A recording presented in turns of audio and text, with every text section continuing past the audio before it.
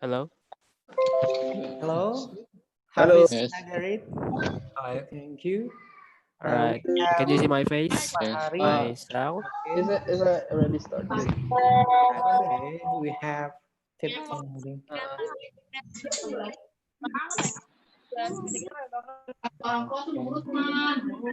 Uh, Hello. Hello, I'm still Hello. okay. I'm still working on our YouTube Can you see streaming first. my Yeah. sound?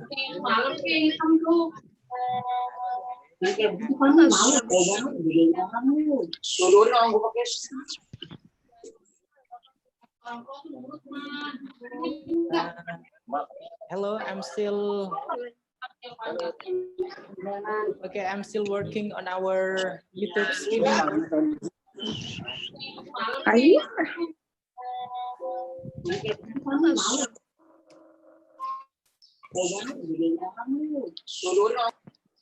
Sir, I can hear you. Okay, Afif, thank you. We have here around 25. Okay, admit all. Nggak harus pakai ini kan? Anak keluar dong.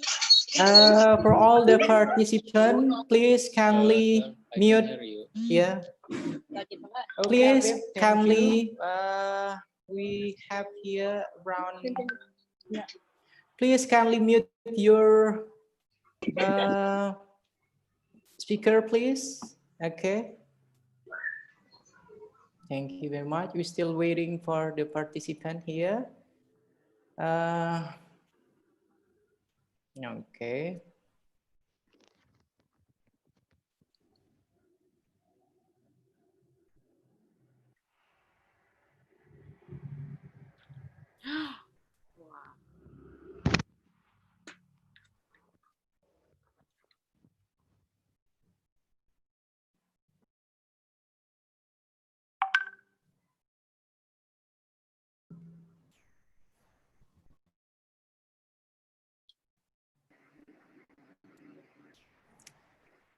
Okay, Alhamdulillah, we have Prof. Nur Zahir Safawi. You already joining? Thank you.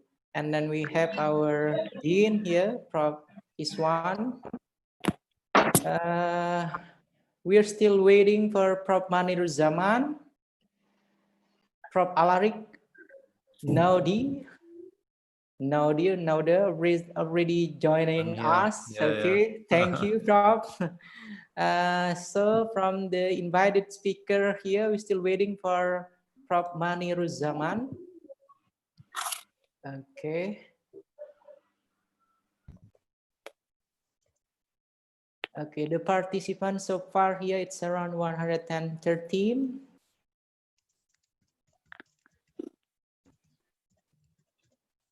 Yang ada cuma foto gue doang. Ngerti gak sih lu? And then for all the participants, if you have your friends that your colleague that want to watch this event, they can directly stream to YouTube channel as well. Yeah.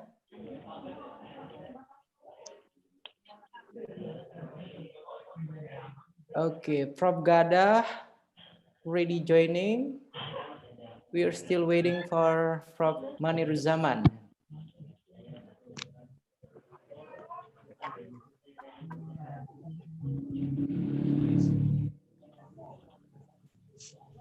And for all the invited speaker, I'll make all of you to be the co-host for this event. Yeah, so you can share directly all your PowerPoint or anything that you need to conduct the speech.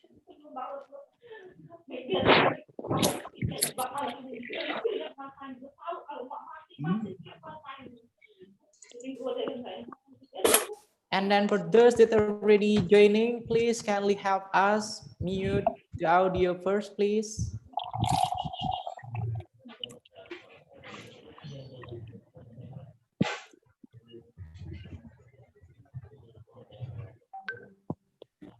Okay. Prof. Nur Zahir, can you confirm I already make you the co-host here, Prof? Prof. Nur Zahir? Okay. Yes. Thank you. And then next, Alarik.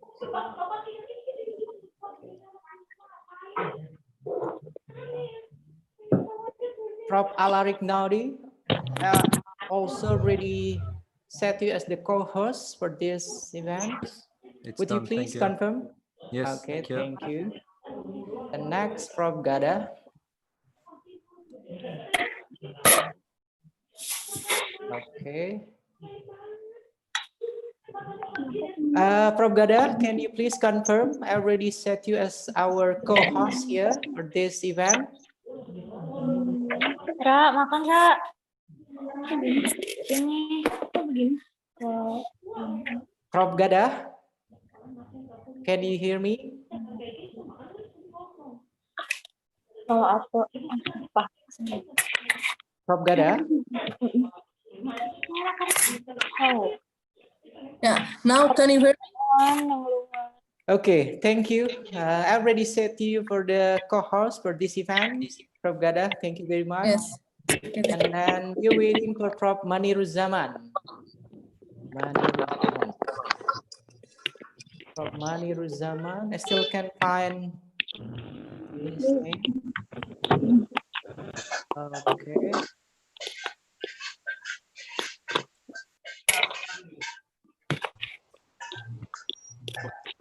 Mari dong.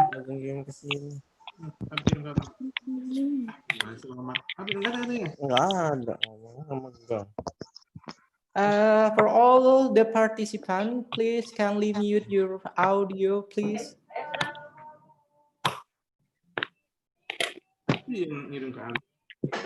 Biasanya harus ada masih muda. Tapi wis nikah semua. Masih tapi wis nikah.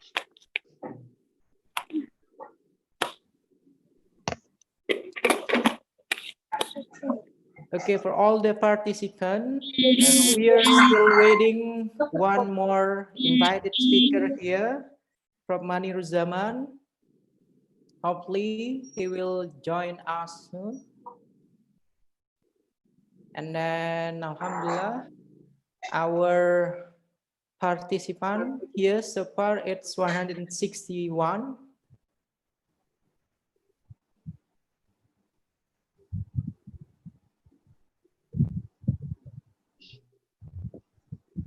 Gada al-Murshid.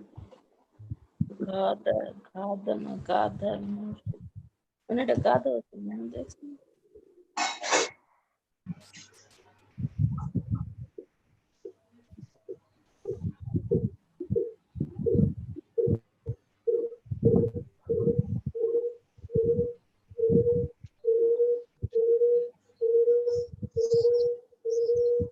Hopefully, Prof. Maniruzzaman will be with us soon. Okay, Prof. Maniruzzaman, can you hear us? Maniruzzaman, and it's not still.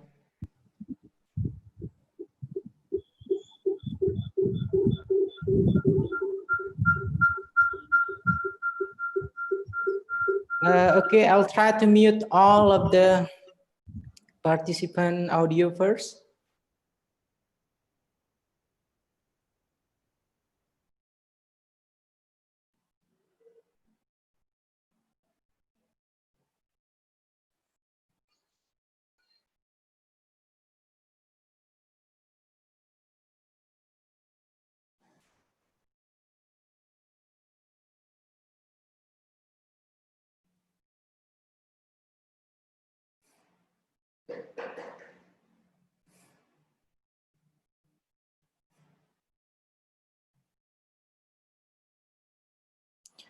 Prof. Maniruzzaman.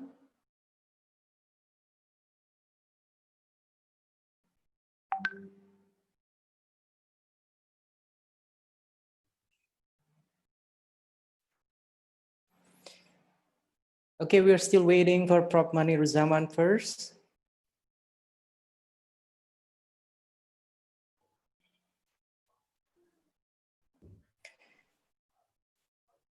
And I hope for all the speakers that already signed for this international talk, please kindly use the background that I already shared to the group. Okay, it seems like Prof. Maniruzaman still can't connect.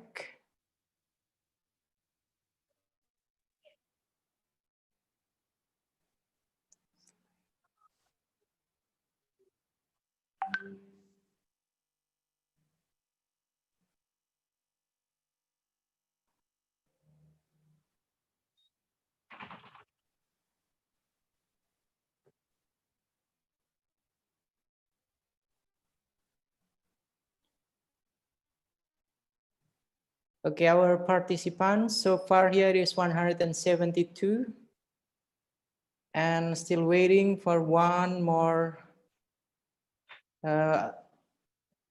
invited speaker, Prof. Maniruzaman from Bangladesh.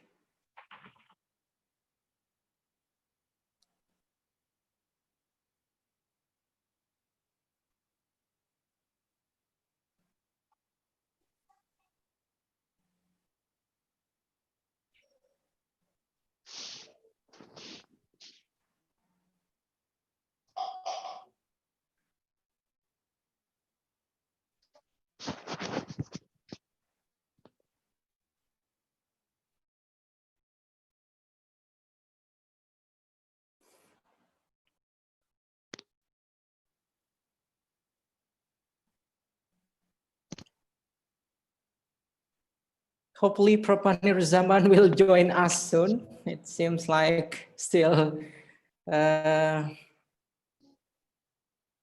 trouble in connecting to our link.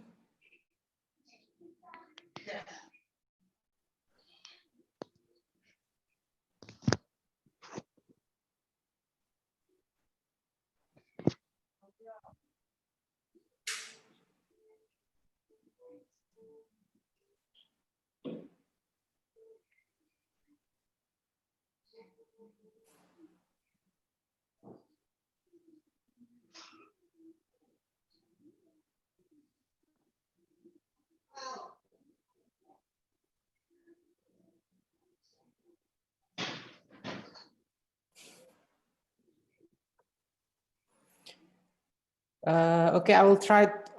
Okay, Alhamdulillah, finally here, Prof. Maniruzaman already joining with us.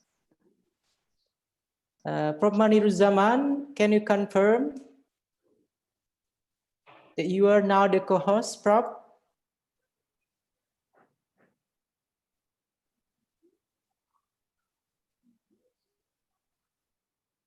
Prof. Maniruzaman?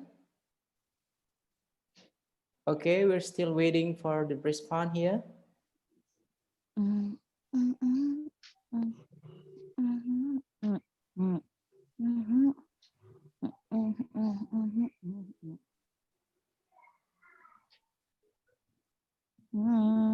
Hello, Prof. Maniruzaman. Can you confirm? Can you hear us here, please?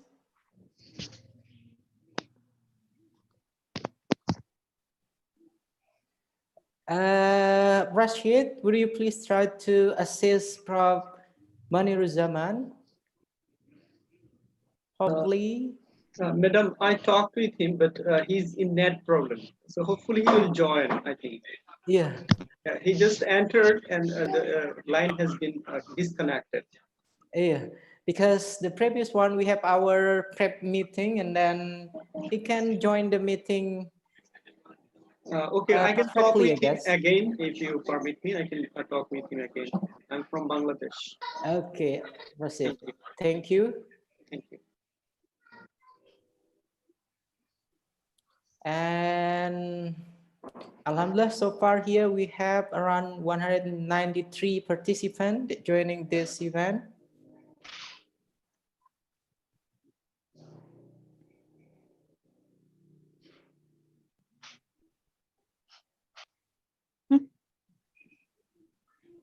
Okay, Prof. Maniruzaman joining, rejoin. Okay.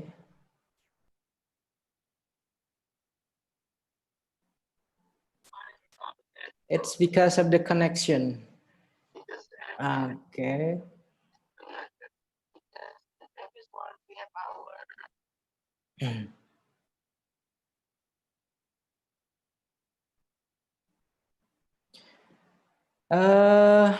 Prof. Maniruzaman, you already joined us with 2 of your account here. Can you please confirm that you can hear us clearly, please?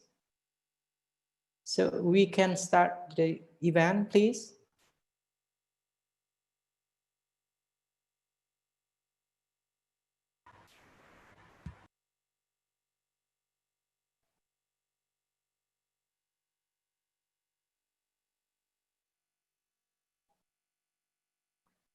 Prof. Maniruzaman?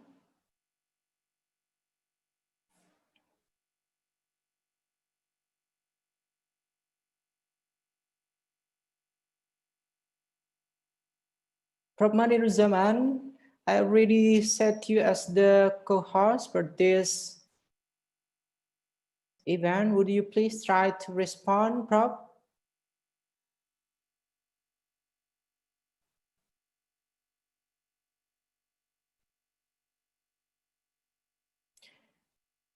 It seems like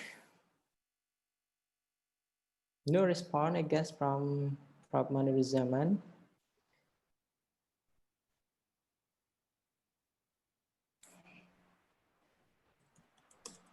Hello. Hello, Alhamdulillah. Hello, Prof.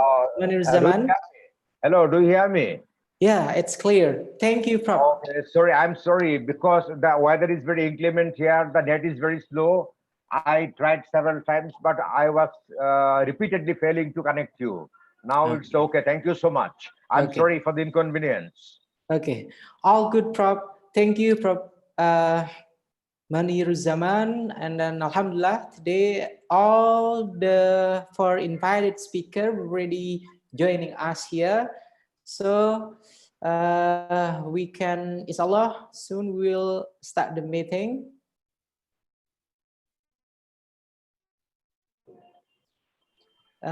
Let me do a last check for all the invited speaker here. Prof. Nur Zahir Safawi, is it clear enough? Prof, can you hear me, Prof? Okay, so far so good, doctor. Okay.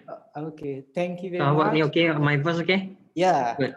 Okay. I can see your face and then I can hear your voice clearly. Second one, Prof. Alarik Naude. Yeah, I can hear you. Can you hear me well? Okay, thank you very much. All good then.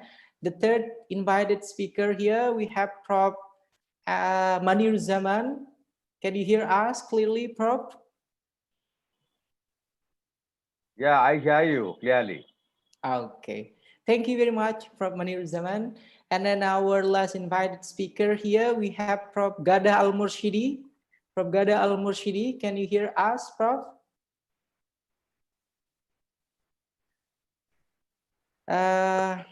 You still need the audio, Prof? Yeah. Now, okay. Can you hear me? Yeah, I can hear you. Okay, thank you very much, Prof. you. Gada Al-Murshidi. Thank you. So all the invited speaker here, they can deliver their speech soon. And then last one, our Dean of Educational Faculty, Bapak Dr. Iswan, sudah bergabung Bapak? Ya, Jun. Nggih, sudah jelas nggih Bapak? Ya. Oke. Dengar suaranya nggak? Jelas nggak? Nggih, alhamdulillah sudah jelas. Alhamdulillah. Alhamdulillah. Good afternoon, Pak Dekan. Speakers, good afternoon. Good afternoon.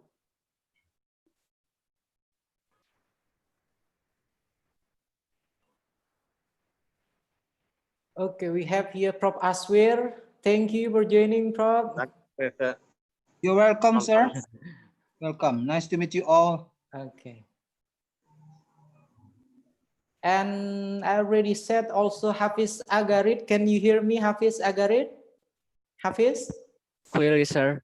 Okay, please kindly, while we run the program here, I want you to please try to accept all the waiting for the participant. Okay, Hafiz? All right.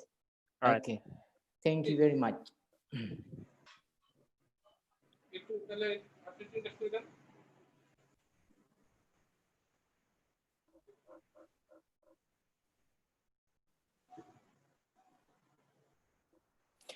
Oke, bismillahirrahmanirrahim. Assalamualaikum warahmatullahi wabarakatuh. Waalaikumsalam warahmatullahi wabarakatuh. Alhamdulillahirabbil alamin wassalatu wassalamu ala asrafil anbiya wal mursalin wa ala alihi washabihim ajma'in. Amma ba'd. The Honorable Dean of Educational Faculty, Muhammadiyah University of Jakarta, Bapak Dr. Iswan MSI, the Honorable, our invited speaker, Prof. Dr. Maniruzzaman, Jahangir University, Bangladesh, and then the Honorable invited speaker, Prof. Alarik Naudi, ADB PhD from Suwon Science College of Korea, and then the Honorable invited speaker, Associate Professor Dr. Nur Zahir Safawi from University of Kuala Lumpur, the Honorable invited speaker, Assistant Professor Dr. Gadah Al-Murshidi from United Arab University College of Education, and the Honorable all the lecturer, and all our beloved students, all the participants that attend this meeting. First of all, I would like to say my gratitude, my thanks to all of the respected invited speaker here that can joining us. And Alhamdulillah, today we have our first virtual gathering. Our first virtual gathering in order to take an action due to this pandemic situation. We have our responsibility as the educators, as the student, and then also as the one that taking care of the education. This international talk, as I mentioned it earlier, is our responsibility as the educator and then also as the scholar. From this international talk, we'll have an overview of education after Corona. And then with us here, we have several experts that come from all around the world. We have our invited speaker from Korea. We have also our invited speaker from Malaysia. We have also our invited speaker here from Bangladesh. And then last one, we have also our invited speaker from United Arab Emirates. We also hope this positive event will continue to have the second international talk, inshallah, Prof. Nur Zahir, Prof. Alarik, and then Prof. Gadah, and also Prof. Maniruzzaman. Hopefully, this will be the first, and then next, we'll have the second international talk. Maybe we can switch. Prof. Nur Zahir will be the host of this international talk, and then and then also with Prof. Alarik, also with Prof. Maniruzzaman, and then Prof. Gadah.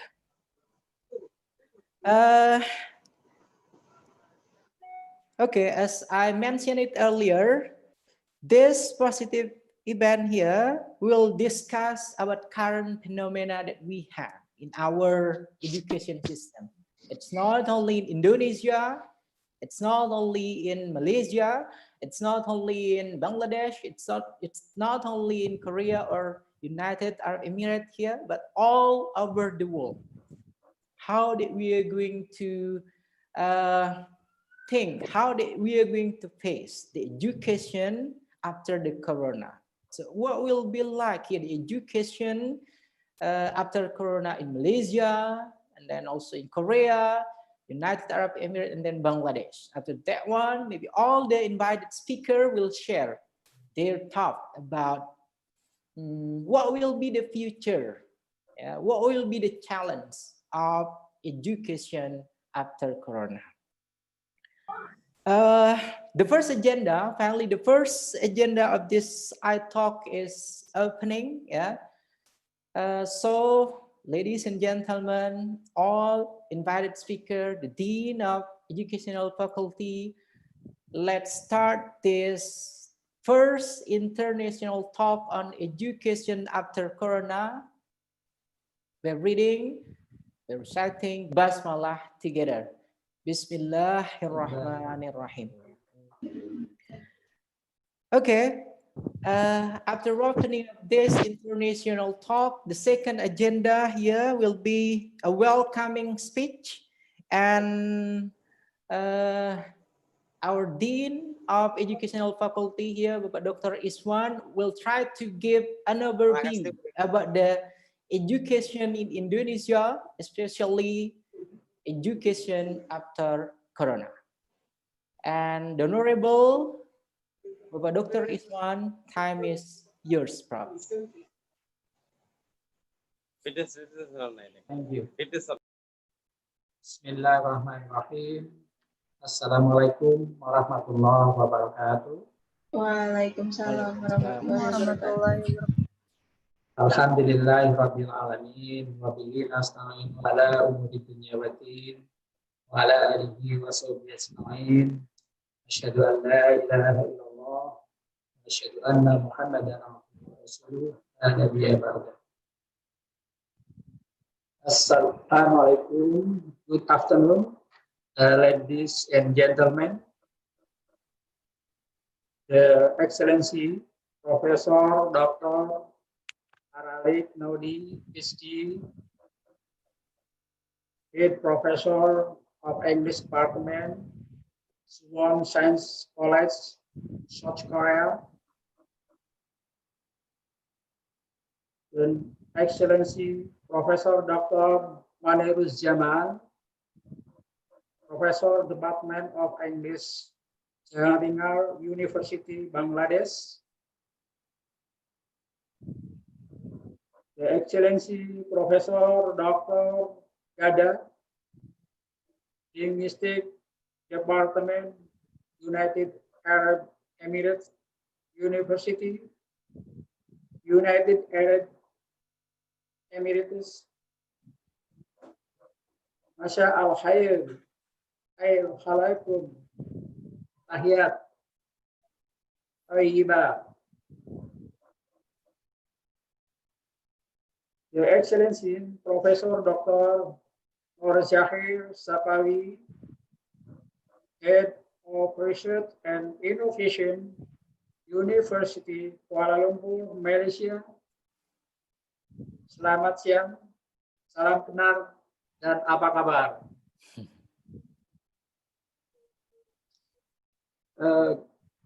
Greeting the all. My name is Iswan. My profession is a lecturer from the Faculty of Education, Muhammadiyah University of Jakarta. Coincidentally, currently give the task to serve as Dean Faculty of Education, Muhammadiyah University of Jakarta. And now is a topic titled The New Normal Post-Corona Education.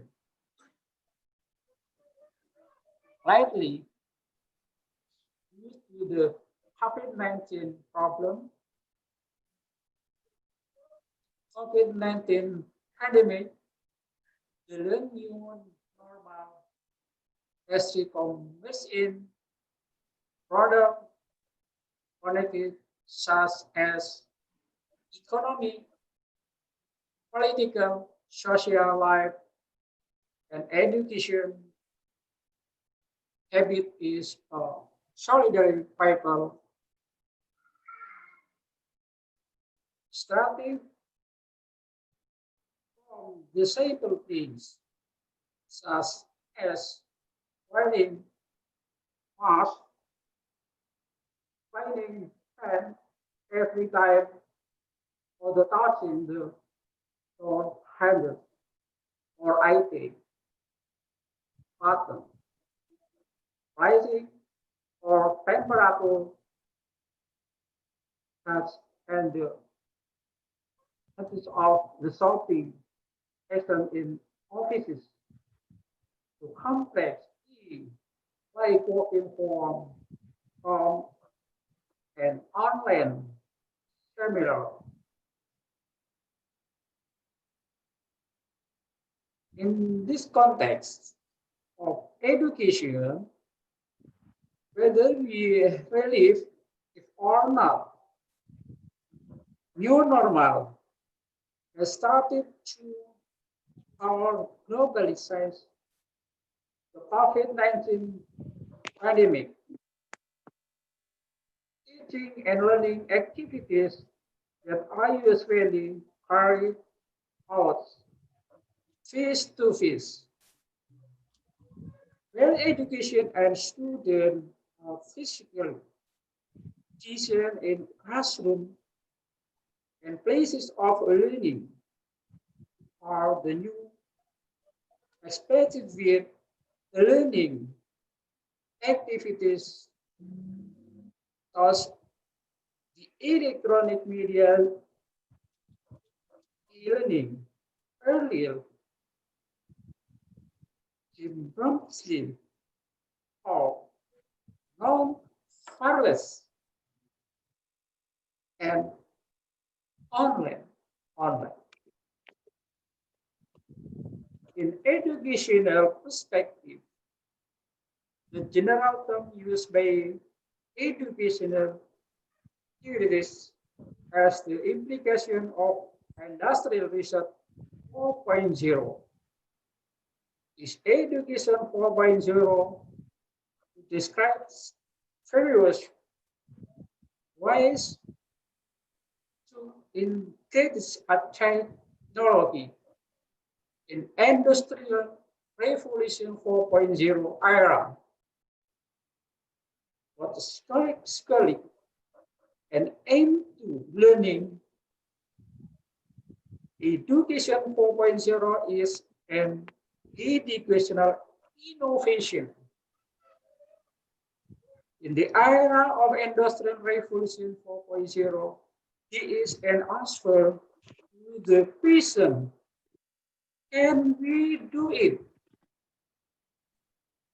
Education 4.0 can be seen as creative responses in the which human utilizes digital technology, open source content, and global classroom in the application of lifelong learning, flexible education system, and personalized learning to play a vital role security. I have to my assumption, my strategic step, the school must take office the COVID-19 pandemic. Number one, review the learning target to be achieved so that their rationality aligned with new situation and condition in the new normal. Number two is assumption. Identification of resources that need to be out and bear so that the new goal that have been set can be achieved with the availability of exciting resources. And number three, my assumption, mapping the situation and condition of each teacher and student who must get ready to do a new learning model based on blended learning as designed. And number 4, review that cap it need and ability to develop strategic and operational and operational staff that need to be done immediately write it and also write new normal student oriented education. And last, number 5, stay creatively and innovatively by establishing various partnership with external parties who care about education. The sophisticated of information technology has changed the way we can decide, especially is related to education, because why in the minds of the COVID-19 pandemic, we need to make online media as means for learning in current conditions, such as the short speech that I can cover. For your attention, good cooperation, for sharing knowledge. Thank you. هذا بالخطاب الكثير قديم إنني أن أهلا إلى منكم ومنكم الجيد أكمل ما يعرفه السلام إلا سبيل الحق وسبيل الخيرات والسلام عليكم warahmatullahi wabarakatuh. Waalaikumsalam warahmatullahi wabarakatuh. Thank you, the Honorable Dean of Educational Faculty, Bapak Dr. Iswan, for the speech. Alhamdulillah, that was the overview about education after Corona in Indonesia. Hopefully, for all the participants here, you can take the lesson, you can take the message that what Bapak Dr. Iswan tried to convey to us. Thank you very much, Bapak Dr. Iswan, MSE. And then next invited speaker here will be our Honorable Assistant Professor Dr. Gadah Al-Mursyidi. Yeah. Assistant Professor Dr. Gadah Al-Mursyidi from United Arab University College of Education. Before Dr. Gadah will give her speech here, I would like to read his brief biography or her profile here. Gadah Al-Mursyidi is currently an assistant professor in curriculum and instruction department. She was a faculty member in linguistic department, the social sciences and humanities college. She taught some graduate and undergraduate courses such as thesis, seminar, and then classroom environment in elementary education. Yeah, and Assistant Professor Gadah here also awarded as the one of Young Emirati Researcher Prize, YERP Competition and Emirati Women Award. And then she is also chair of the Innovation Committee, yeah, Communication and Public Relation Committee, college website update. And then last one, she is also the international reviewer of education, American International Journal, studies in English language teaching journal, World Journal of Educational Research, and then some other popular research. Without wasting the time, now let's welcome here our second invited speaker, Assistant Professor Gadah Al-Murshidi. To the Honorable Assistant Professor Dr. Gadah Al-Murshidi, time is yours.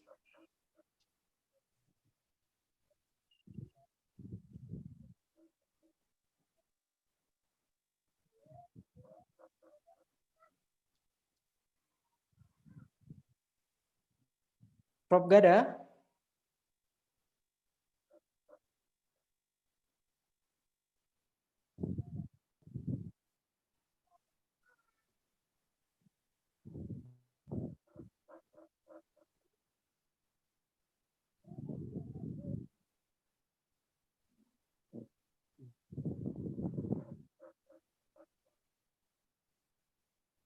Yes, hi. Hello. Hello. Can you hear me? Yeah, it's clear, Prof. Time is yours, please. Yeah, and I shared the slides. Can you see it? Yeah, you already shared the PowerPoint presentation, I guess. We can see it Yes. clearly, Prof. Okay. So can you see it? Yeah, you may start the speech, please, Prof. Okay, good. So thank you for your invitation to speak about the situation of education in our country as the United Arab Emirates. So it is after coronavirus 19.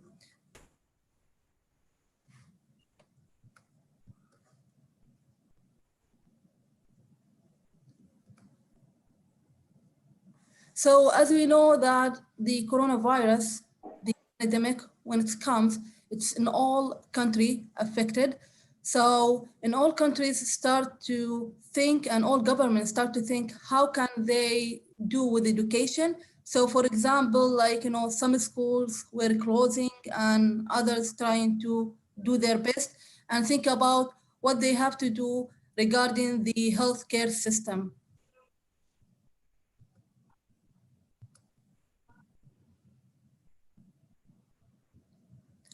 So as UNESCO stated that 90% of the students around the world, their schools were closing. And they started to go to the hybrid or the online higher education learning system. So some of the schools, so using the online learning system, they moved from traditional way to the online, more to the more group and activities and to the student centers rather than the teacher centered.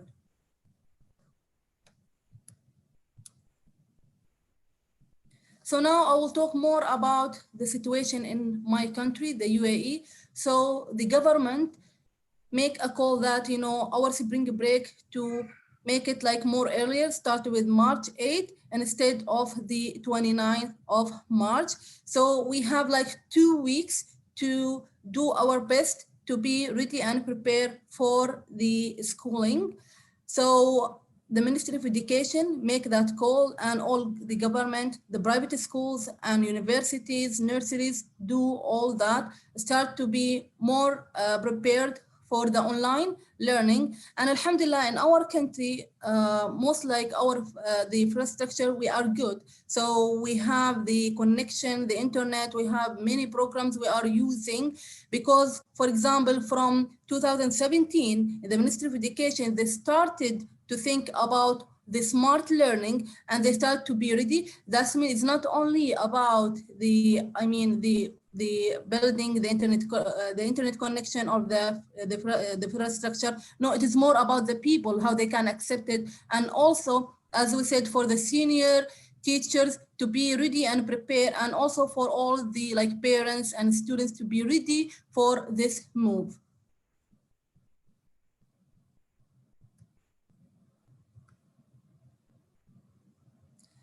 So when we think about the online learning system, we have to think about different issues like the learning technology, communication. We have to think about our people, the staff, the students, the internet connection, and all that.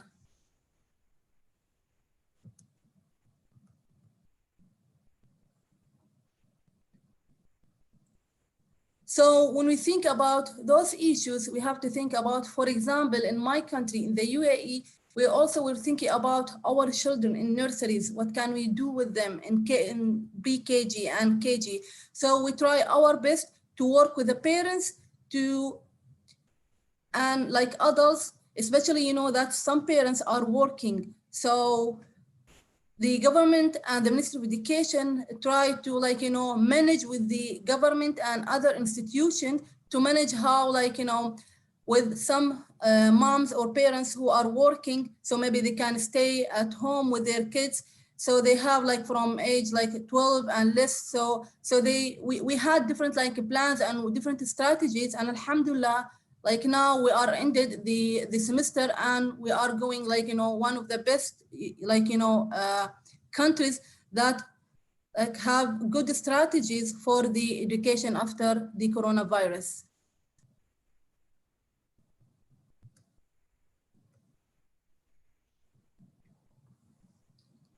So when we think about this issue, we have to think about, as we said, the students, the teachers, and also, for example, in my country will be August 20, we will go back to schools. So we have to think, will we reopen the schools totally, or what we have to do? So in my country, we are thinking about the safety measures and health measures.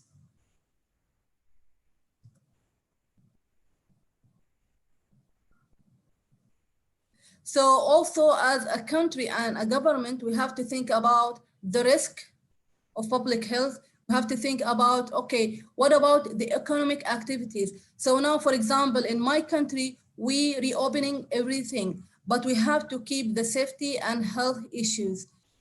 So with that one, as you know, even with the airplanes and flights and all that, now it's mostly all open, but we have to think about, as I said, the health issues and to be ready for all that.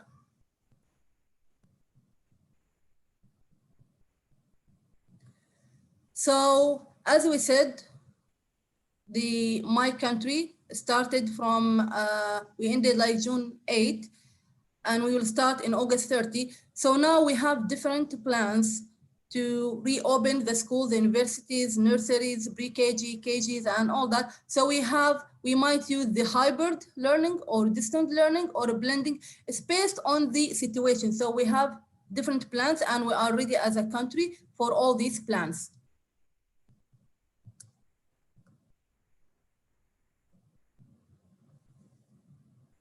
So as I said, we might have the online learning, and mostly all countries and my country, we have, after the coronavirus, we have the plan to be as also permanent, not only temporarily to have the blended or the online learning. And also we have to think about some of the issues as 70-30 as a blended, okay? And also we have an idea of the split of students. So I will discuss more about that.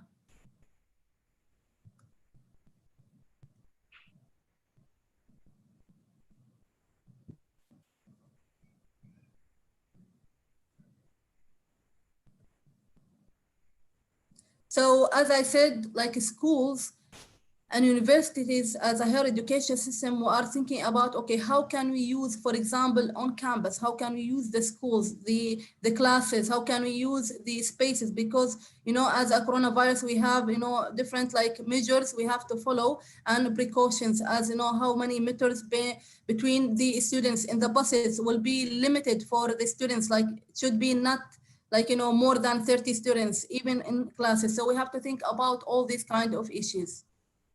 And also we have to think about the parents, because we know that parents still they're worried about their kids, especially if it's the first year for KG. For example, my kid now will go to the KG. So also as a parent, we are thinking about this and worried about this. So as I said, maybe we will have different plans as hybrid education,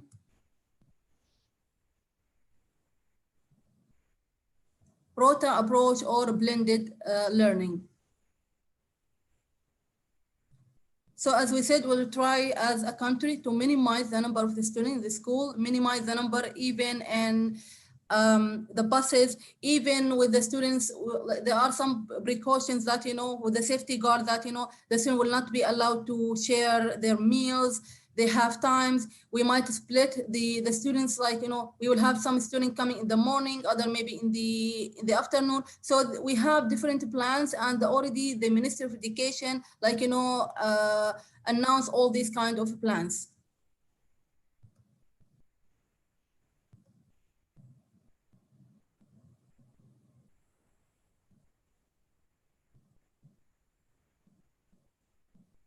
So here, for example, Anoud Al-Haj, she was the spokesperson for the ministry, and what she said that, there are some plans to reopen all the higher education system and schools in September will be in a place, and it was like discussed as protocols in place.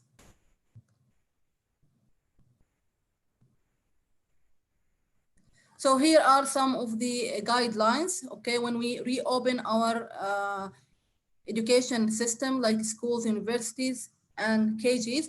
Like, for example, all like temperatures should be checked when the kid come to school. We have to have the social distancing, okay, as 2 meters, okay? And also, for example, 30 like students in, like, in a classroom is not allowed, even in universities. And also, as a whole system of the country, the sterilization, it should be there.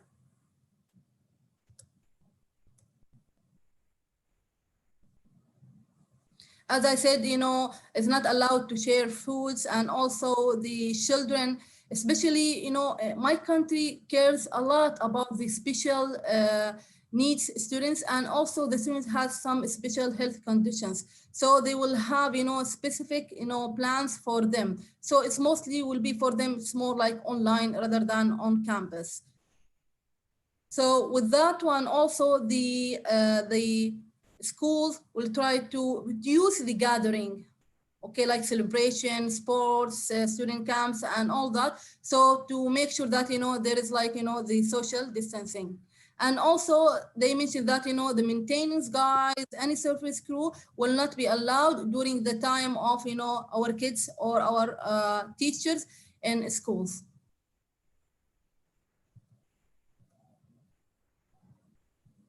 So as we said, like, in conclusion, Alhamdulillah, my country, the Ministry of Education, with the higher education system, private, government school, they're all trying their best to keep up and keep up with what is going on with the pandemic. So as we said, we have the remote learning and the blending. So we'll see, and we'll decide, the country will decide based on what is going on in that time, I mean in August or in September. But Alhamdulillah, we are all ready for that, and also our peoples are ready for that. And from the period of March till now, till June, we are glad, Alhamdulillah, that, our parents, our teachers, our staff, all together, we are working together to keep up with all these issues. So thank you.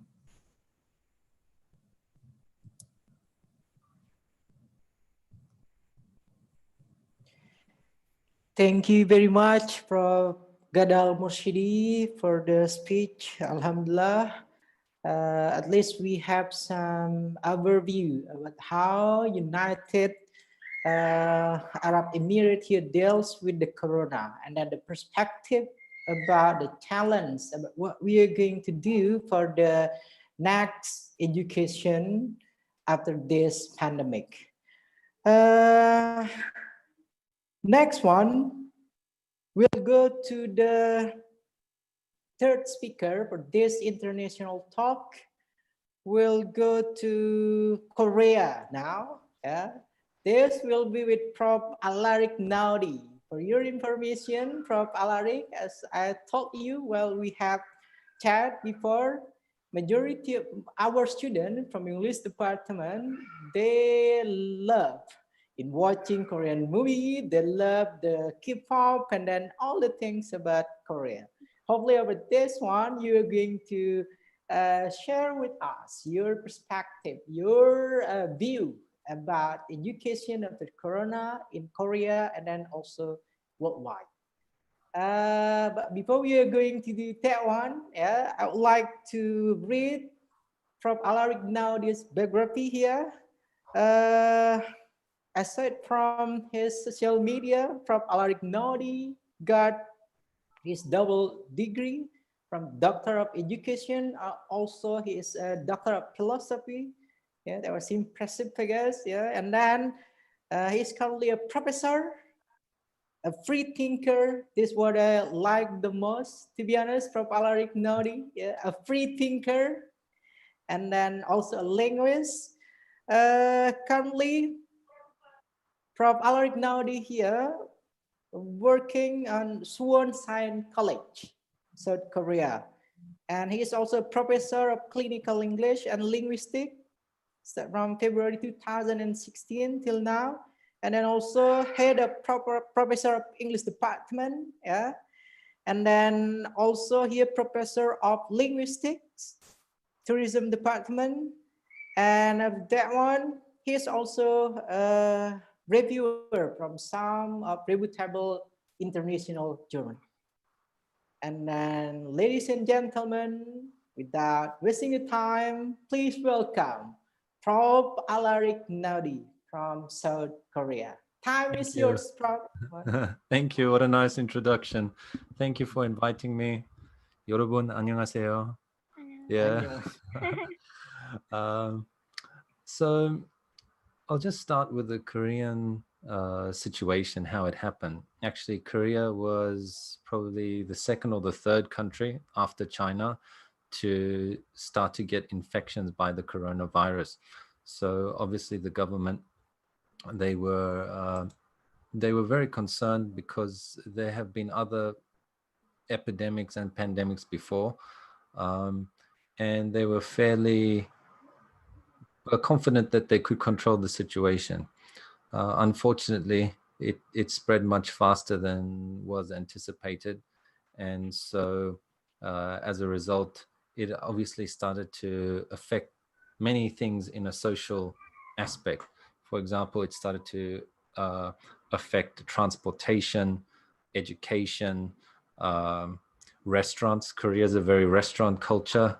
So suddenly there was a big drop in people eating outside, all these kinds of things.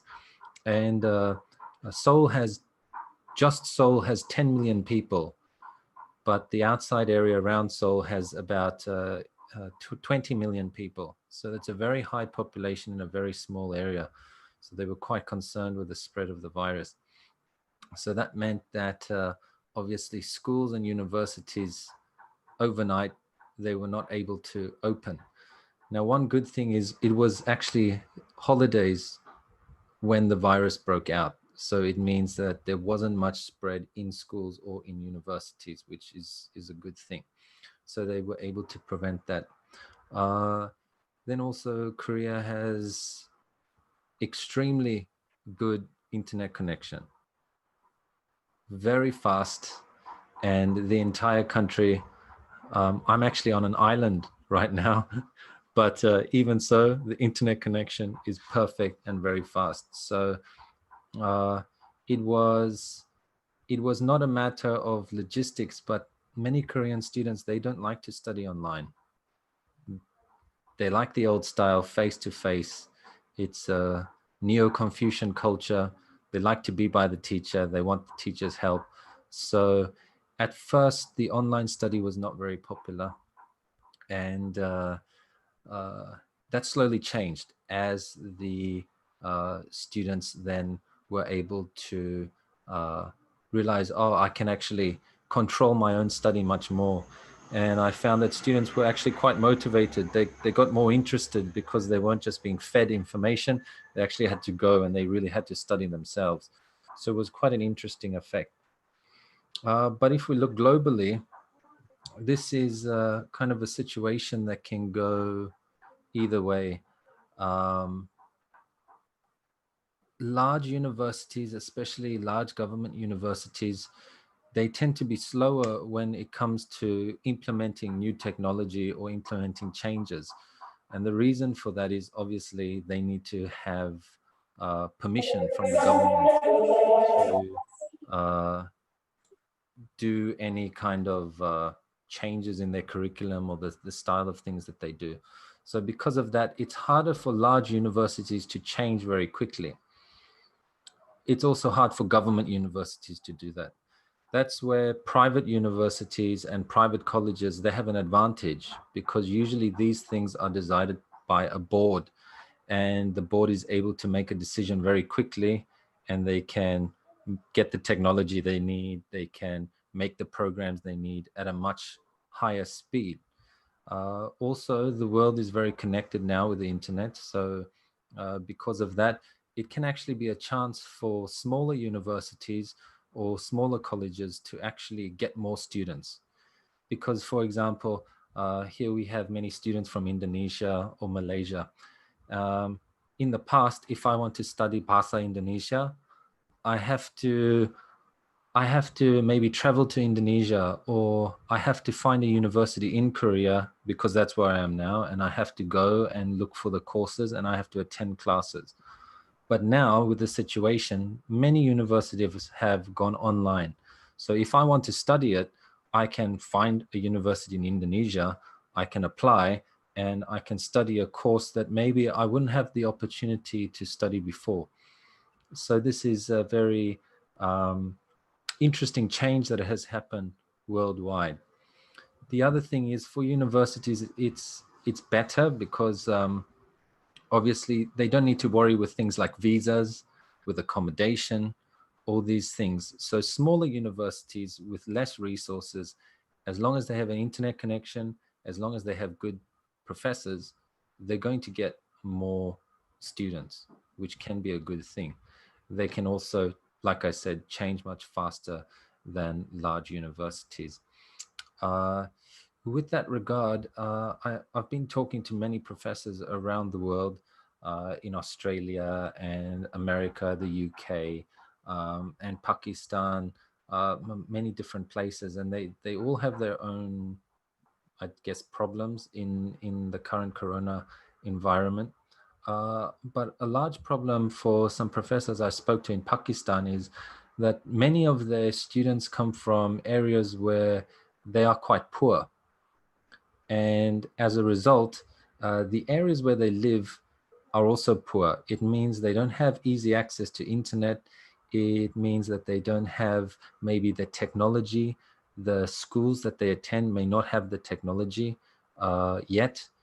So that's a big problem for some places where they cannot cope, or where technology is very expensive. So in that regard, it's not all a good thing. Usually with these kinds of situations, there's many different kinds of variables that we have to look at, because of course there are good points that can change and can inspire universities and colleges to do better. It can also inspire students to study harder, but at the same time it can take away opportunities from students that live in poorer areas, or that don't have access to the technology they need. Especially because now, almost globally, everything has shut down. So whether it's Australia or Korea or Indonesia, I'm sure there are limits to where you can go and how many people can gather. So this can be a real problem for some students. So I think it's a bit early to say exactly how this can go. There are many positive aspects that come about, but also many negative aspects. And I think a large part of that will be affected by government policy, how they view education in their areas, how much money they put into education, also how much money they put into infrastructure. Obviously, if you have no internet, it's going to be a problem. And then also it depends on the response of schools. How fast are schools to respond? How fast are schools to provide training to professors? Not all professors are very good at using technology, and that can affect the quality of the lesson that they provide. Maybe they want to provide a good lesson, but they just don't have the skill in technology to provide it. So how can universities then help professors or colleges help professors to improve their skills in using technology so that later that can give good quality education to their students, which is the aim. Of course, the end aim is for students to be able to study well and to learn something, get a quality education, because they're paying money to get education. Their parents are paying money to get education. So that's the end of the day.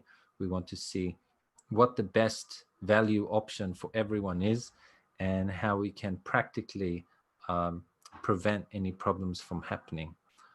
Also, there's the issue of future proofing. I think it was last year, there was a electrical fire in LG, and it cut all the servers for a very large area of Seoul. So suddenly no phones were working, no internet was working. Universities always need to think about, if there's a natural disaster, we saw like the tsunami in Indonesia, how are you going to cope with issues that are going to happen to the infrastructure, transport, or things like this? Because some areas might not be affected, but the affected areas may cause a chain reaction to the areas that are not affected. So you have to always think about these things. So basically, this is not a black and white issue. There's so many different variables, but if universities plan well in advance, they'll be able to provide quality education, provide access to that education, and they will also benefit because they will get more students, and students will also benefit therefrom. Thank you very much.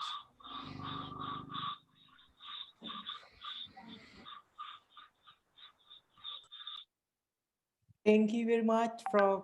Alaric Naudi, for your view about the education. And then hopefully for all the participants here, you can put the question, and then you can put the question on the chat below here. And after all the speaker already delivered the speech, hopefully we are going to open Q&A.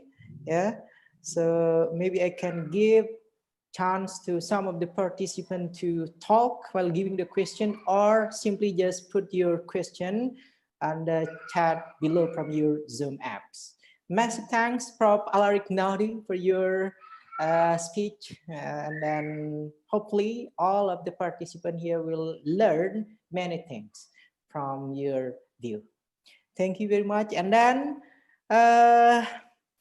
our next invited speakers now come from what we call by our neighbor country. Yeah, our neighbor country. And then when we call it is a neighbor country, so the country that near with Indonesia, it is Malaysia. Yeah. From Malaysia, here we have Associate Professor Nur Zahir Safawi. Associate Professor Nur Zahir Safawi here is one of the, I think he is a popular one in Malaysia. Why I call it popular one? Because several times when I attend an international conference in Malaysia, I met him, and then he's one of the keynote speaker of the event. And then now I would like to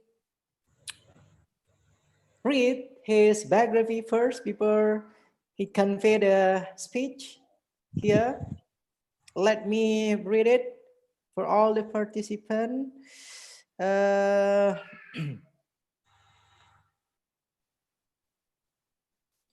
Nur Zahir Safawi. From Nur Zahir Safawi here.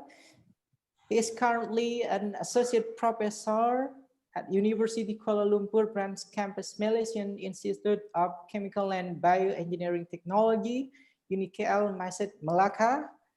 Yeah, and then the administrative tasks that have been responsible for, there are many kind of projects that taken care by Prof. Nur Zahir Safawi.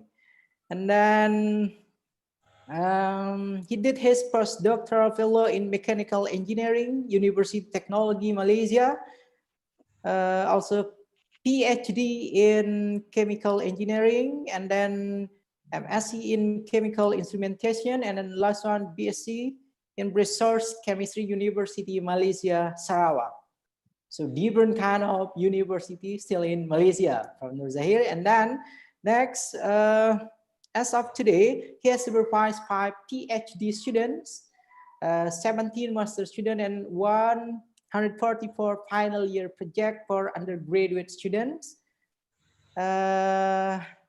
Talking about the lecturer or educator here, we have H index. Yeah, his H index of 20 and I-10 index of 30 with cumulative 1,232 citation. Yeah, published more than 100 ICs in Scopus Index journal paper with a total cumulative impact factor of 80,544, and then own 5 patent filings. Yeah, participated in more than 60 local and international conferences as the keynote speaker, and involved in several research activities with a total amount of 492,300 ringgit Malaysia here.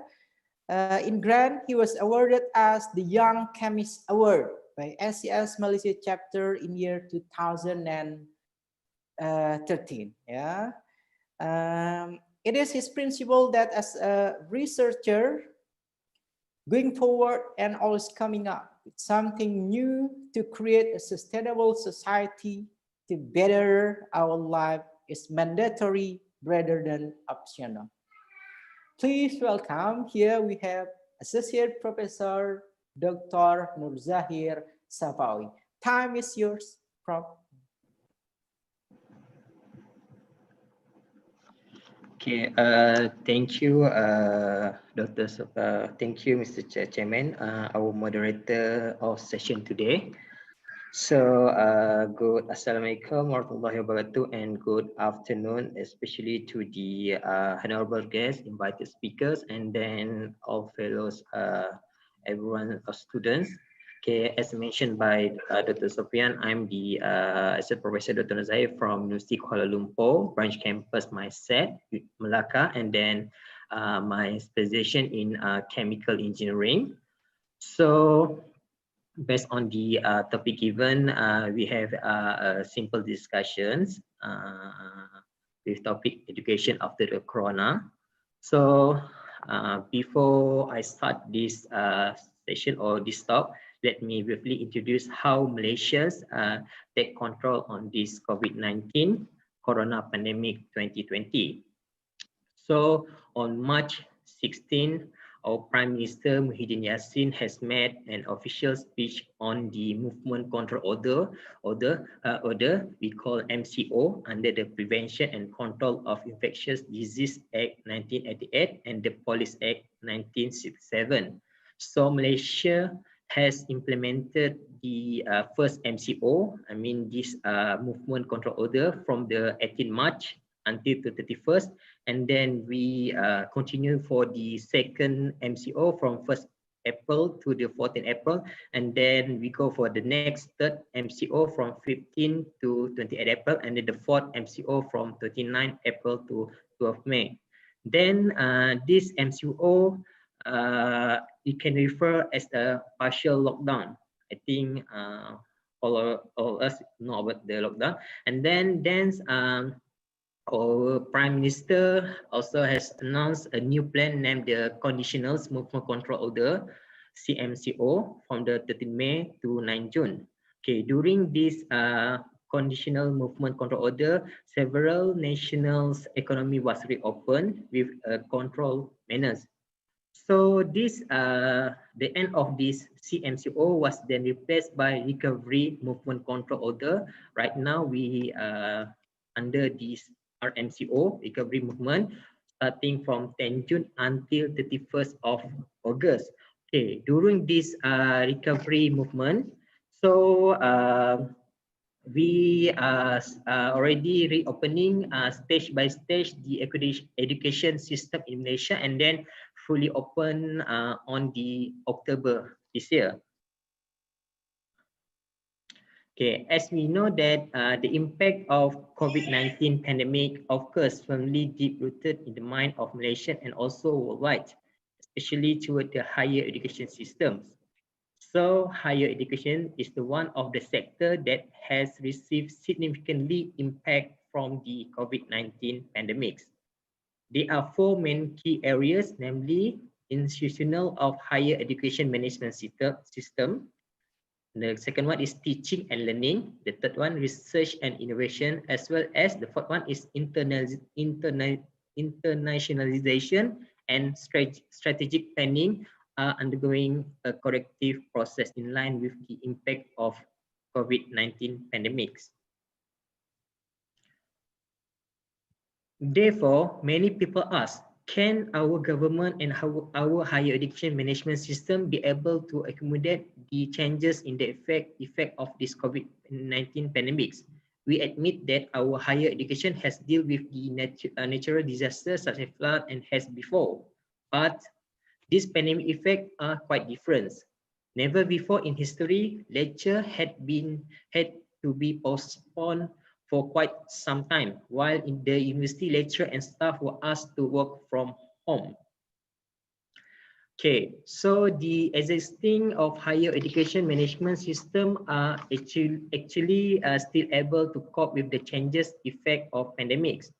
Okay, however, the higher educations need to identify the different method and other ways of working only to deal with the changes that occurs.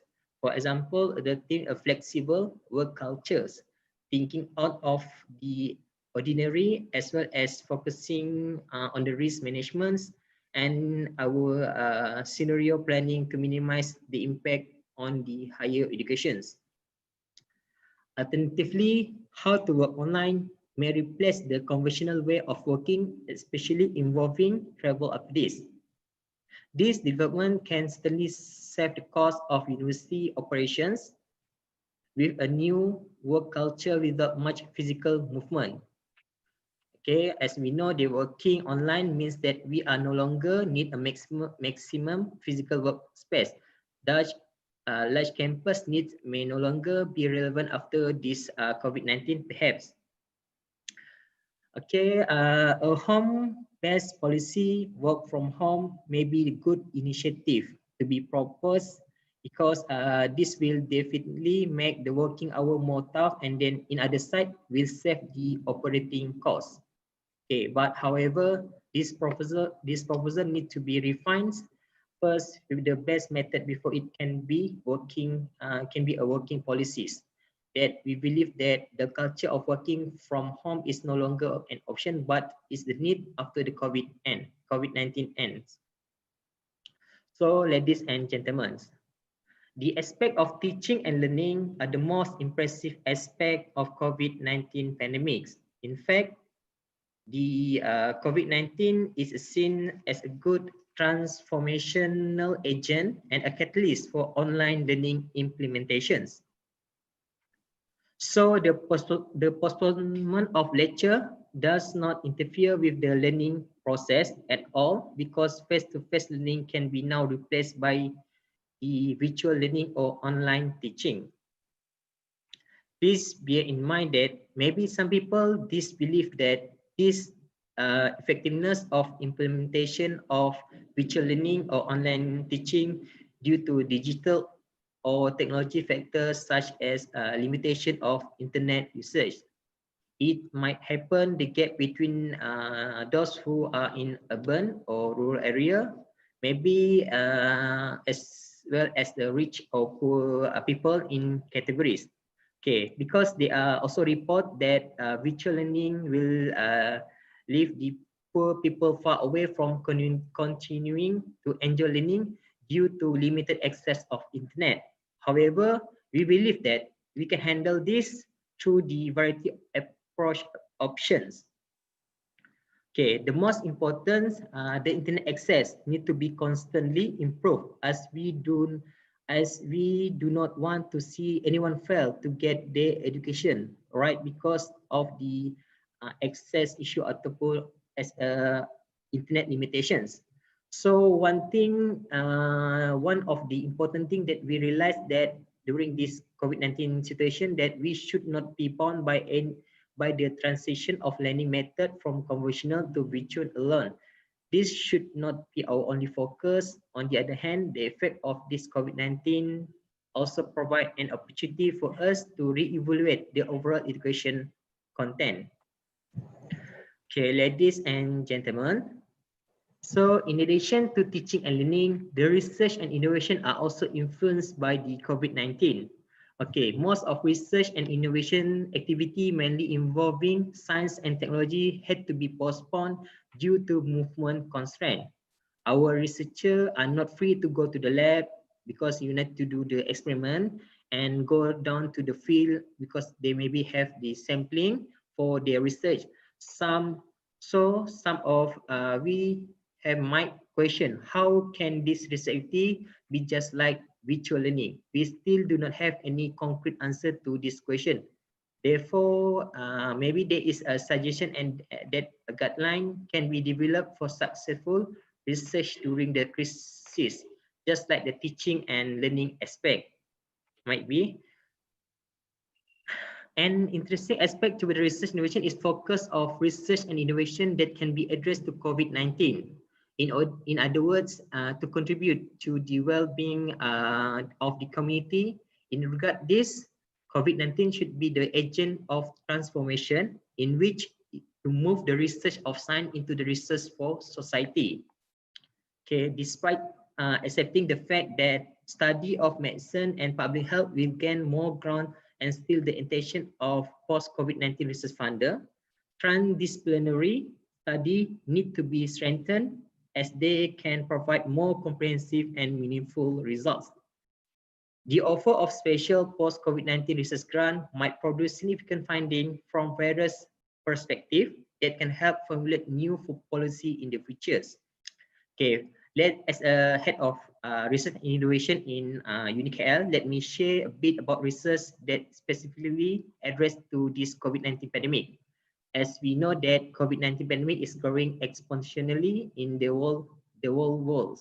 Therefore, there needs an urgent requirement for conducting academic research on several aspects of the highly spreadable disease to find effective control and treatment of the disease for now and also for the futures. For us as a chemical and bioengineering specialization or area, we need to have to identify some opportunity for our academic to explore research that related to COVID-19, such as vaccine developments. In our campus also we have our bioengineering expert that could develop of various antibody which can provide immunity for COVID-19. In addition also, our researcher focuses toward the healthcare and equipment such as surgical mask, protective gear, sanitizer, as it must be available at the campus for all communities. Apart from that, we also do some collaboration with other institutes to produce COVID-19 test kit which meet the requirement of the medical standards.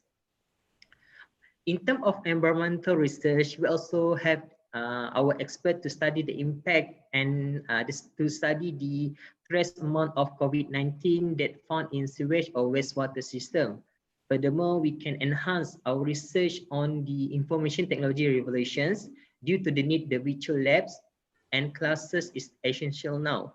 Based on Industry Revolution 4.0, the use of new advanced technologies such as COVID-19 tracking and data recording is most helping to prevent of the unexpected outcome. So, ladies and gentlemen, COVID-19 has resulted in disorder of internalization agenda. It is said that this agenda will take up to the 5 years before it could be returned to normals. The internalization has rise as one of the main income generation and the reason for endurance. This effect of foreign student and student mobility are declining, therefore will reduce the revenue of the university.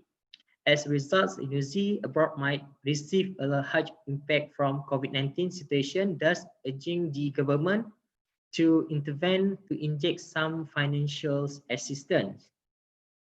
Okay, the internalization narrative needs to be revised by giving new focus such as global knowledge sharing and commitment to the successfully implementation of Sustainable Development Goal (SDG). What is clear that the narrative of internalization as a community is no longer sustainable. Indeed, okay, the higher educations in Malaysia, focus in Malaysia because I'm from Malaysia, and then after COVID is exposed and more close with the technology. However, the balance of technology and humanity is very important at this time.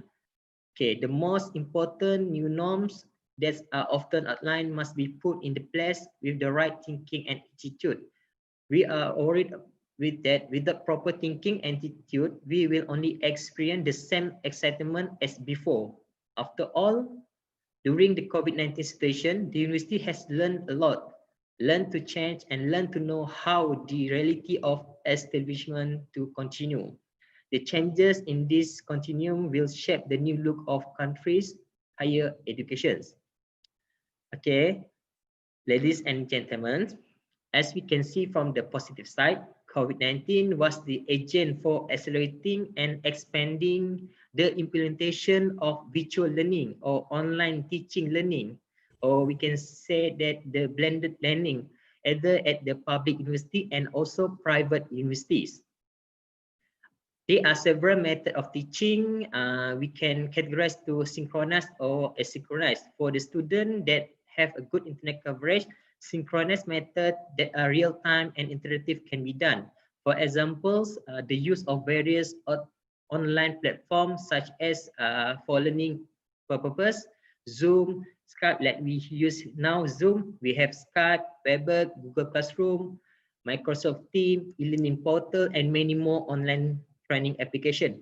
But however, for those who don't have any good internet or don't have any good coverage access, lecturer can record the e-learning session to be downloaded by the student or audio recording through the PowerPoint notes, then later given to the student. Then student can download that PowerPoint. They can get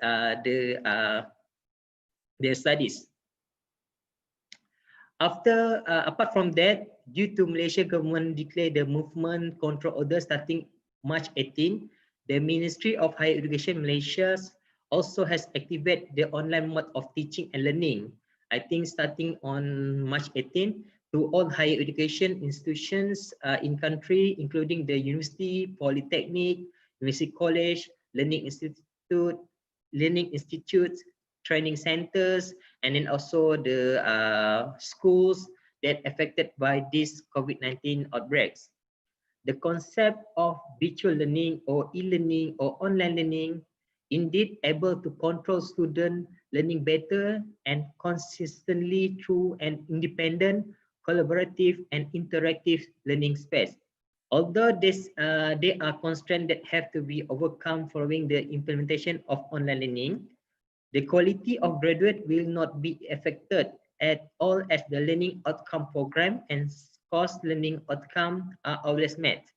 The result of the collective study of the alternative assessment method, including laboratory activity, workshop, has to be transformed to the demonstration and online experimentation or simulation and virtual learnings innovations. In other side, students need to focus consistently on their learning and commitment And if the student is not committed, then e-learning will not produce quality results in the student on learning.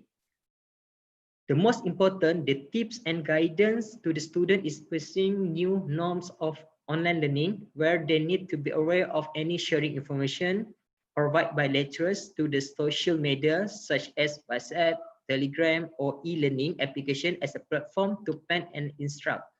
Apart from that, discussion between lecturers and students, assignment or homework online should be done as often as possible, where the student can submit the question to lecturers and guidance on them should be given either directly or indirectly. Ladies and gentlemen, before I end my sharing session, let me share the significant arise from this COVID-19 pandemic. As we know that in the past few decades, a fourth industrial revolution has emerged, known as Industry Revolution 4.0, or always we heard that IR 4.0. This IR 4.0 takes emphasis on digital technology from recent decade to the whole new level with the help of interconnectivity through the Internet of Things, access to real-time data, and the introduction of cyber physical system. IR 4.0 offer a more comprehensive, interlinked, and holistic approach to the manufacturing. It connects the physical with digital, allow the better collaboration and access across department, partner, vendor, products, and peoples. This IR 4.0 empowers business owner to better control and understand every aspect of their operations and allow them to leverage instant data to boost the productivity, improve the processes, and derive growth. With that, in line with the COVID-19 pandemic situation, this virtual learning or online teaching might accelerate and fasten the technology of revolution, focusing on the academic transitions toward the new norms with the regard to the current technology, especially on the implementation of Industry Revolution 4.0. Therefore, we finally succeed the implement and make this Industry Revolution 4.0 happen and become reality soon. I think that's all for me, a simple and short sharing about the way we implemented the education after the COVID-19 pandemics. So in Malaysia, we always remind by our government to break the COVID-19 chain by preventing of 3S or 3C, means 3S, 3C with crowded places, confined spaces, and then closed conversation. And always to practice 3W, means wash, always wash your hand, always wash wear the face mask, and then one, don't shake hand, use the good ethic practice of ethic, and then do disinfection, stay at home, get early treatment if symptomatic. Last or not least, keep the social distancing 1 meter, and then follow the SOP that given by our National Security Council. I think that's all from me. Okay, Doctor.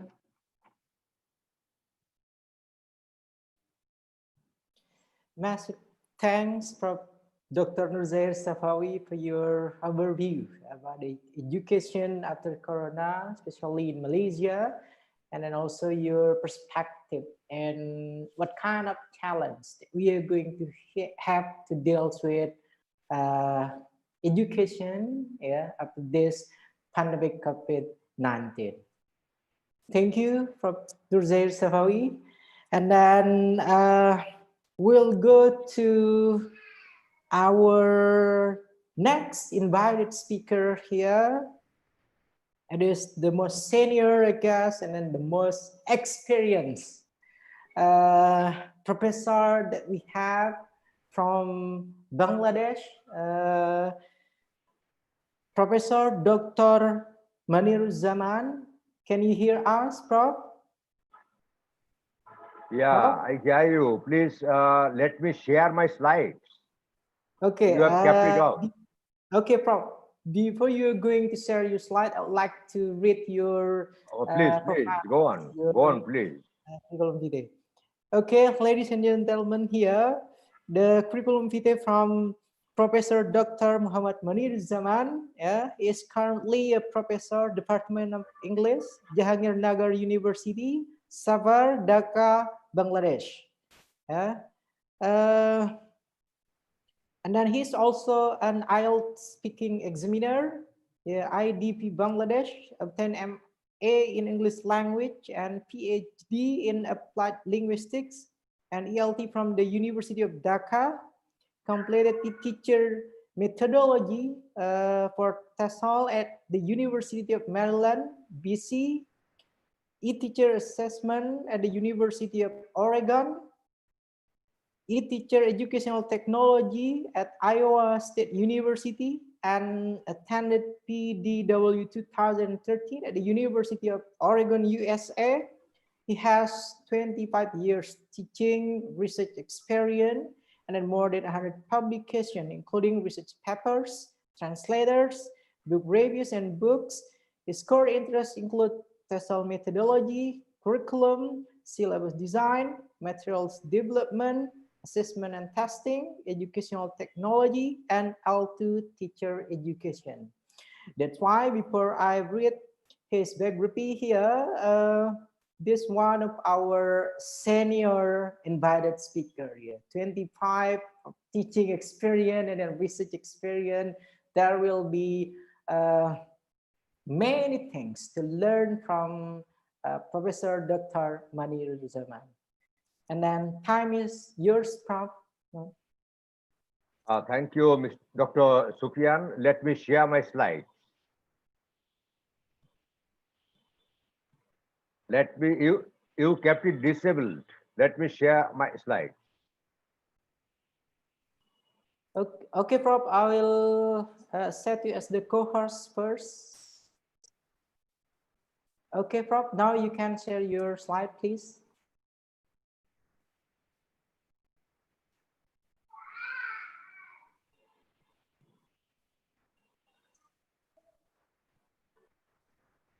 Okay, do you see my slides? Yeah, it's clear, Prof. You can start your speech.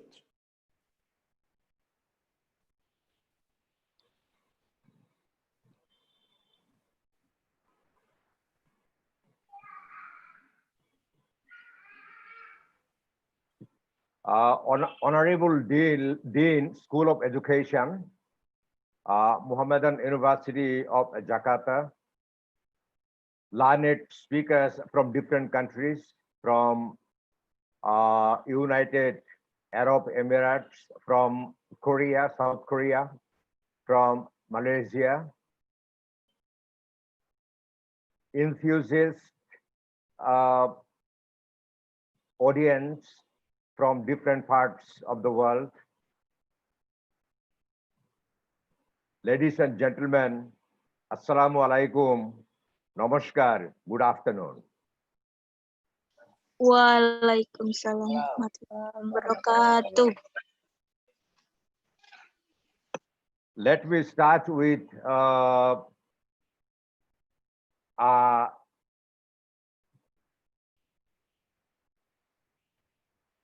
verse from the Quran. Bismillahirrahmanirrahim. Qul huwallahu ahad, Allahu samad, lam yalid wa lam yulad wa lam yakul lahu kufuwan ahad. We are really in a very trying time, very crisis time. We all are in uncertainty. We all are facing a lot of problems. Now we are living between life and death. So may Allah, may God, may our Creator bless us all.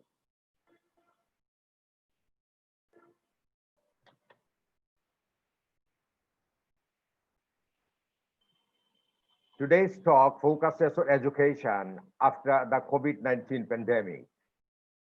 After the completion of the talk, you will envisage the possible scenario of education after the COVID-19 pandemic and have food for thought as well.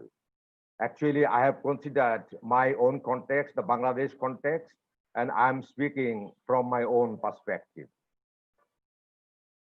Today's my talk covers three major areas: the prevailing state across the globe, a hypothetical scenario after the COVID-19 pandemic, a possible plan for an implementation of education after the COVID-19 pandemic. Let me first give my talks on the prevailing state across the globe. It's COVID-19 time across the globe. We are now in an unprecedented state. We all across the globe have stress, tension, anxiety, apprehension, fear, uncertainty, and whatnot. Shelley perfectly contended, I fall upon the thorns of life, I bleed. We are still alive. We still lead our life. Let's maintain social distance, be health conscious, abide by health rules, cooperate with each other, stay safe, and bloom. Everything is changing. We are already in a changed world. Radical change will affect our mindset, thought, policy, activity, economy, education, communication, and so forth after the COVID-19 pandemic. Hopefully, we will soon overcome the COVID-19 pandemic. Shelley optimistically prophesies, if winter comes, can spring be far behind? Nonetheless, there is no return to yesterday. So institutions and individuals need to start from first principles, entering a post-coronavirus world, not in isolation, but in communication, cooperation, and collaboration. Let me now focus on a hypothetical predicted scenario after the COVID-19 pandemic. Like the flu virus, hepatitis A, B, C viruses, the coronavirus can lose its massive and destructive operations worldwide, but will not entirely vanish. I guess, I assume, I presume. Whatever happens in the future, hopefully we'll be able to develop immunity and other measures, for example, vaccines, to successfully face and fight the common invisible foe. We ought to keep maintaining social distance, but fostering mutual sympathy and empathy, abiding by health rules prescribed by WHO and governments, enhancing medical facilities and ethical standards, replanning everything to live and earn our livelihood, customizing everything to suit the context and stakeholders. Most probably, the COVID-19 pandemic will not be the last or final crisis we are facing. And we all started confronting it without prior preparation. Therefore, we have to have pertinent and plenty of preparations, both mental and physical, for the days to come. I mean, we have a lot of challenges just in the days to come. So we have to take sufficient preparations to successfully face the challenges. Keeping the challenges in our mind, we can address some areas to modify, renovate, and improve.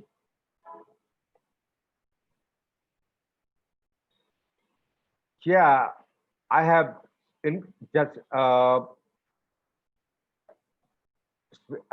I have specified some important areas which should be addressed when we overcome the COVID-19 pandemic. Number one, we have to modify, change our mindset. We have to have sufficient motivation to accept the changes, to face the situation we are awaiting. And here we include policymakers, planners, management, teachers, students, non-academic staff members, guardians, parents, and employers, industries. So we should have, I think we should have a very different mindset. We should have sufficient motivation to face the situation after the COVID-19 pandemic. Secondly, we have to address infrastructure.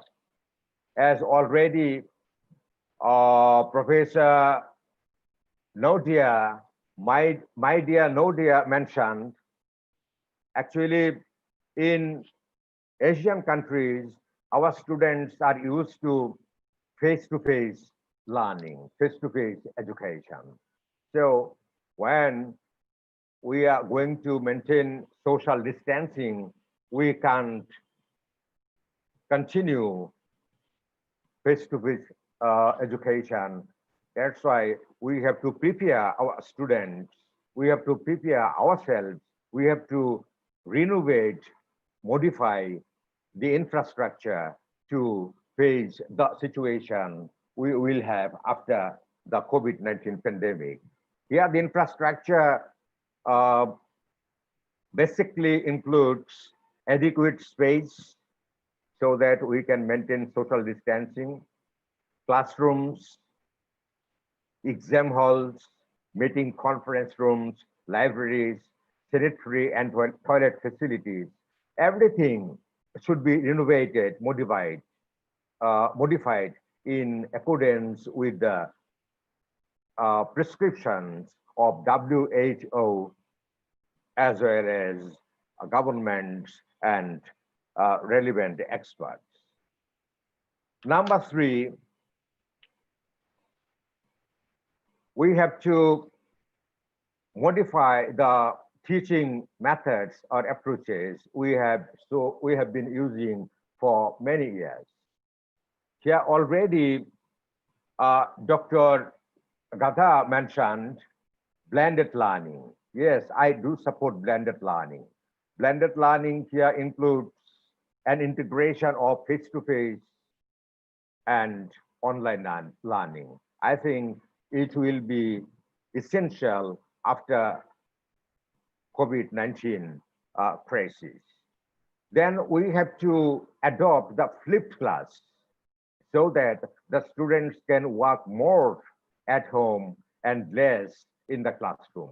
And we have to promote autonomous learning. We have to make our learners the owners of their learning. Keeping all the things in our planning and implementation, we think we'll have a suitable and effective way of conducting or implementing our education after the Corona-19 pandemic stage. Next point, learning strategies. Our students, I already mentioned, and Dr. Nodia also mentioned, our learners are very much habituated to face-to-face learning. So when we are blending face-to-face and online learning, we have to address learning strategies. So far, our students have been using some sort of strategies for face-to-face learning, but when they will face blended learning, they will be required to use some different strategies. So we have to train our learners in those strategies. And every learner has his or her own learning style. So we have to match, we have to align the learning styles and strategies as well. Next point is the curriculum and syllabus. We are using a type of curriculum for implementing, for offering face-to-face education. But when we are going to blend our learning approach, teaching educational approach or pedagogical approach, when we are integrating face-to-face and online learning, we have to modify our curriculum and syllabus. And firstly, I propose we have to design an outcome-based syllabus. And we have to integrate technology into our curriculum and syllabus. The next point includes materials and resources. We have so far been mostly using hard materials, books or other references. Our students are using, we teachers are using, we are going to libraries, and we are sitting there reading books, journals, and other references. But here, when we are going to implement blended learning, we have to have different types of materials. We will have hard materials, soft materials, and web sources.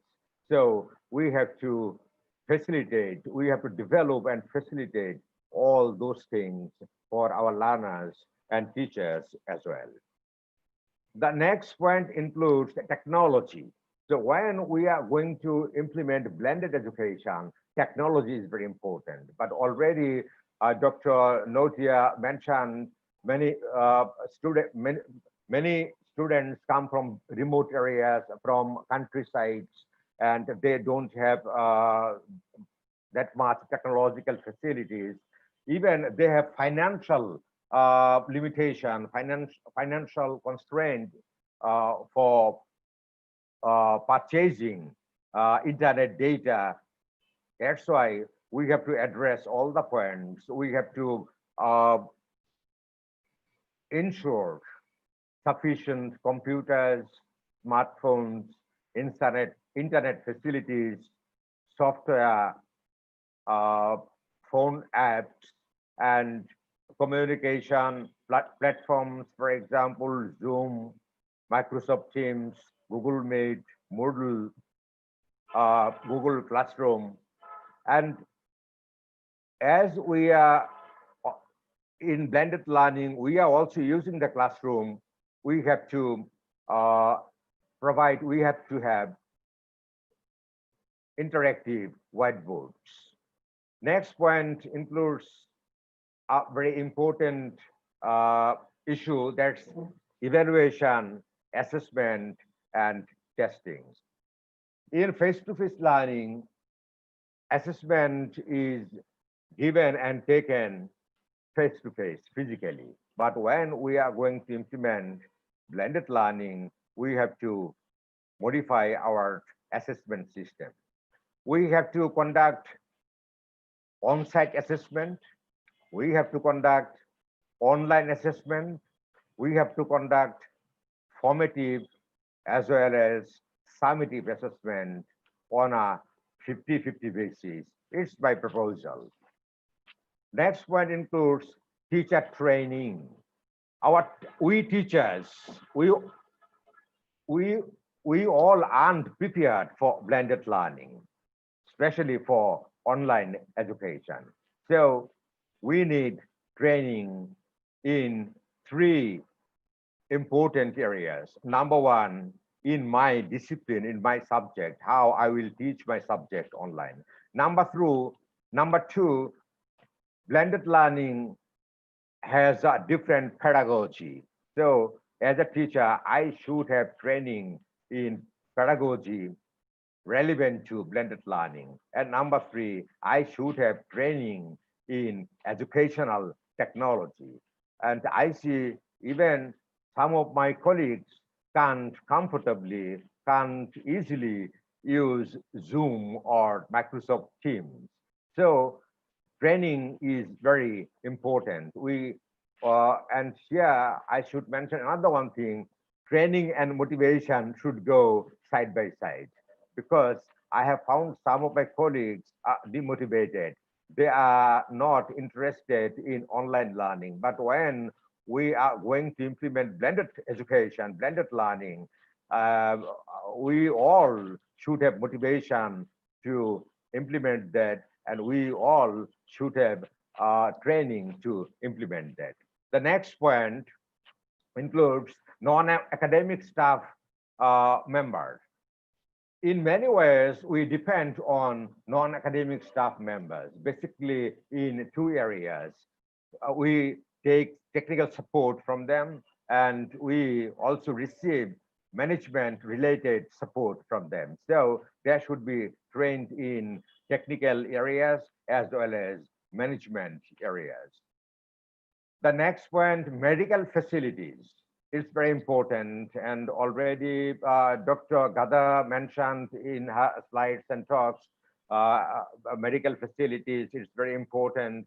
If I think of my own institution, I think my university doesn't have sufficient medical facilities. But when we are going to implement blended learning after the COVID-19 pandemic, I think we will still need to maintain social distancing and abide by other health rules. So we should have good medical, sufficient medical facilities, including infrastructure, specialists, medical doctors, physicians, sufficient equipment, and medicines as well. And I hope very soon we'll get vaccines for facing Corona-19 vaccine. And especially if I think of my university, our university has a lot of students, more than 15,000 students, and other academic and non-academic staff members. So our university is a family of around 20 to 25,000 people. So we need minimum 20 to 25,000 vaccines for protecting us against the COVID-19. The next point is very important, I think. All the points, I emphasize all the points are important. But now the point which is related to two sides, basically, one humanitarian side and number two, the practical side. That's communication, cooperation, and collaboration. We should have communication, collaboration, cooperation between faculty members. We should help each other. We should exchange our views, information with each other, one another. We should cooperate with one another, each other. And the same thing applies to academic and non-academic staff members, teachers and students, departments, schools, faculties, institutes, authorities, employees, industries, and the highest authority, the government too. Our Bangladesh government have been trying hard to face the COVID-19 pandemic. And in our country, we have already started online education, especially at my university. We've already started online education. We are basically using Zoom for conducting our education.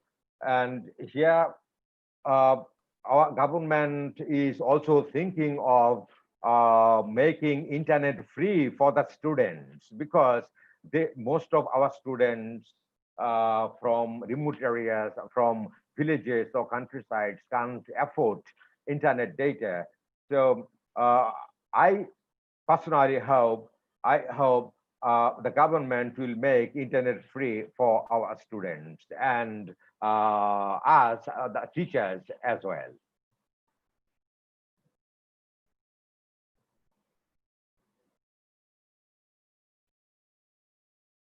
Thank you very much. That's all about my talk. Thank you, Prof. Manir Zaman, for such an interesting kind of view of education, and then a comprehensive kind of explanation, yeah, for the education after COVID-19. After this one, as we discussed it earlier with all the invited speaker, we'll try to open Q&A, question and answer. We'll try to divide it into two sections. Yeah. The first section, it will be 5 or 6 questions, and then next question also 5 and 6 questions. And now we'll try to ask who will try to give a question for all the invited speaker. Permission to ask a question, sir. Okay, thank you. The first question will come from Hafiz Agarit. Come on, time is yours, Hafiz. All right, thank you very much, Mr. Sofyan. Assalamualaikum warahmatullahi wabarakatuh. Good afternoon, ladies and gentlemen. My name is Muhammad Hafiz Agarit. Before I ask my question, I want to express that it is really an enormous honor to meet every professor in Asia, from United Arab Emirates until the South Korea. It is very pleasure, honor to meet you. Despite we are face to face with Zoom, but it doesn't decrease my encourage to learn from all of you. Okay. So my question is to each one of you, that as we know that this pandemic has already paralyzed every activity from small scale into a massive scale activity, including learning process. And we knew that many research earlier has been conducted to prevent or to manage learning systems so it cannot go left unchecked. And my question is, how in your own country, or at least in the institution you are in for, to manage the learning system, such as the meeting session, the assignment session, until the evaluation session? Thank you very much. Wassalamualaikum warahmatullahi wabarakatuh. Okay, Waalaikumsalam warahmatullahi wabarakatuh. Thank you very much, Hafiz Agarit. So he's asking for how the process of teaching start from the planning, implementing, also evaluating the teaching process in each of the country. We'll go to the next question. Who will try to give the question, please? Anyone? May I try, sir? Okay, Afif Awan Salik. Come on, Afif, time is yours, please. Okay. Assalamualaikum warahmatullahi wabarakatuh. My name is Afif Awan Sabik, and before I ask my question, I also would like to tell that I'm also honored that I'm able to meet many experienced lecturers and many the international professor here. And here is my question. I would like to ask about the situation for after COVID scenario. In the first lecturer, the Professor Gana, he said about the blended learning. In this scenario, I would like to know if you have your own strategy for blended learning after COVID-19. Thank you. Okay, thank you very much, Afif Awan Sabik, for the question. And then maybe we'll go to the next question, please. The third question. Anyone would like to pose the question, please?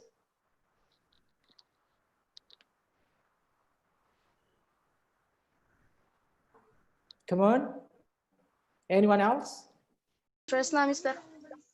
Okay, Tresna. Come on, Tresna. Okay, Assalamualaikum warahmatullahi wabarakatuh.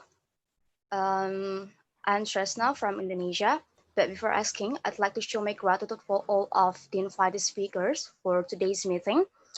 And Okay, I will start. A few days ago, in the media briefing in Genoa, the World Health Organization has acknowledged that there is a possibility of airborne coronavirus transmission in indoor places, for example, like in the classroom. Even though it needs to be researched more, but if it's true, it means that the physical distancing won't be working as well as the option to prevent. And also, if it's really true, there is no any standard to say that the coronavirus will end. And so my question is, if it's really true that the airborne coronavirus transmission, so what is the best scenario from each country for that risk to still reopen or resumption the activity in the university or in the school while waiting for the vaccine? Thank you. Thank you very much, Tresna. And should we go to the next question, or we're going to answer it first from I have a question. Uzir Safawi or Madib Zaman from Alarik? May I have a question? Yeah, one person wants to ask a question. Okay, so we already got 3 questions, Prof. Okay, one person wants to say something. Yeah, maybe let's get the final question from Anisur Rahman. Okay, Yeah. come on, Anisur, come on. Thank you. Assalamualaikum everyone. Good afternoon. I am Anisur Rahman from Kuminda University and under the Department of English. And my question is, if the coronavirus perish permanently from the world, will the government or the universities still think of online classes? That's my question. Thank you. Okay, thank you very much, Anisur Rahman. And in total, we already got 4 questions. Okay, it is one more. How? One more from Kuzai Farzana Yasmin. This Is is it okay? Kaji Farzana Yasmin. Kaji Farzana Yasmin. Okay, Okay, thank you come on. so much. I'm from Bangladesh and I'm a lecturer in English at City University, Bangladesh. So it's really a pleasure to meet you all here. And basically, I have 2 questions, and that's for 2 speakers from South Korea and United Arab Emirates. So my question is, first I want to I'd like to say one thing that in our country, I mean in Bangladesh, there are some institutions where there is an arrangement for recorded class lecture. So my question is, have you arranged any recorded class lecture for the students? This is the how do you manage it? How do you give your feedbacks to the students through a recorded class lecture? That's all. Thank you. Okay, thank you, Kazi Farzana Yasmin from Bangladesh. I guess for the first section of the first session, that will be enough. 5 questions. Now I would like to give a chance here for all our honorable invited speaker to give the question, to give the answer for all the question. Who will go first in answering all the question, the 5 questions? Yeah, what's the question? Would you please mention the questions? Okay. You can mention one by one. What's the first one? Okay. Okay, so the first question, it came from Hafiz Agarit. Hafiz Agarit, the conclusion for his question here, how the teacher or the lecturer in each of the countries joining this iTalk here manage, planning, implementing, also evaluating the teaching process using the online one. How is it, Hafiz? It is the correct one, or do you have any additional? That is correct, sir. Okay. That will be the first question. Come on. Who will be the first to answer this question, please? If you allow me, I can respond to the question. Is the question how to implement, how to give lectures, how to prepare lectures, or please repeat the question.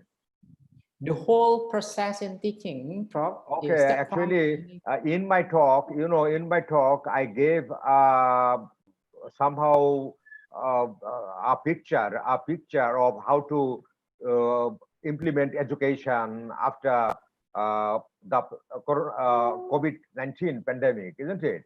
So, if I think of my university, here I already mentioned we have already started online education. All right, we are using Zoom and we are giving lectures. We are providing with materials to our students and we are interacting with our students. All right, and we are also giving feedback to our students. But as to regarding assessment, we haven't yet decided anything. Our experts are working on that, and hopefully within a few days, within 1 week or 2 weeks, we'll be able to decide and plan how to assess our students' learning or our students' learning outcome. Have you got any supplementary questions? Sorry, sir. Can you repeat? Have you got any supplementary question? Is my answer okay? Are you satisfied with my answer, or you want to know more? Okay. It's actually really good explanation, sir. I can catch it very easily. Are you satisfied?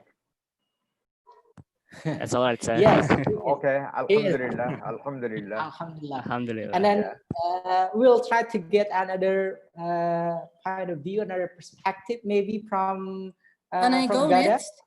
Yeah, okay. Muhammad. Yeah, so our system, for example, in our university, it is the main government university, the UAEU.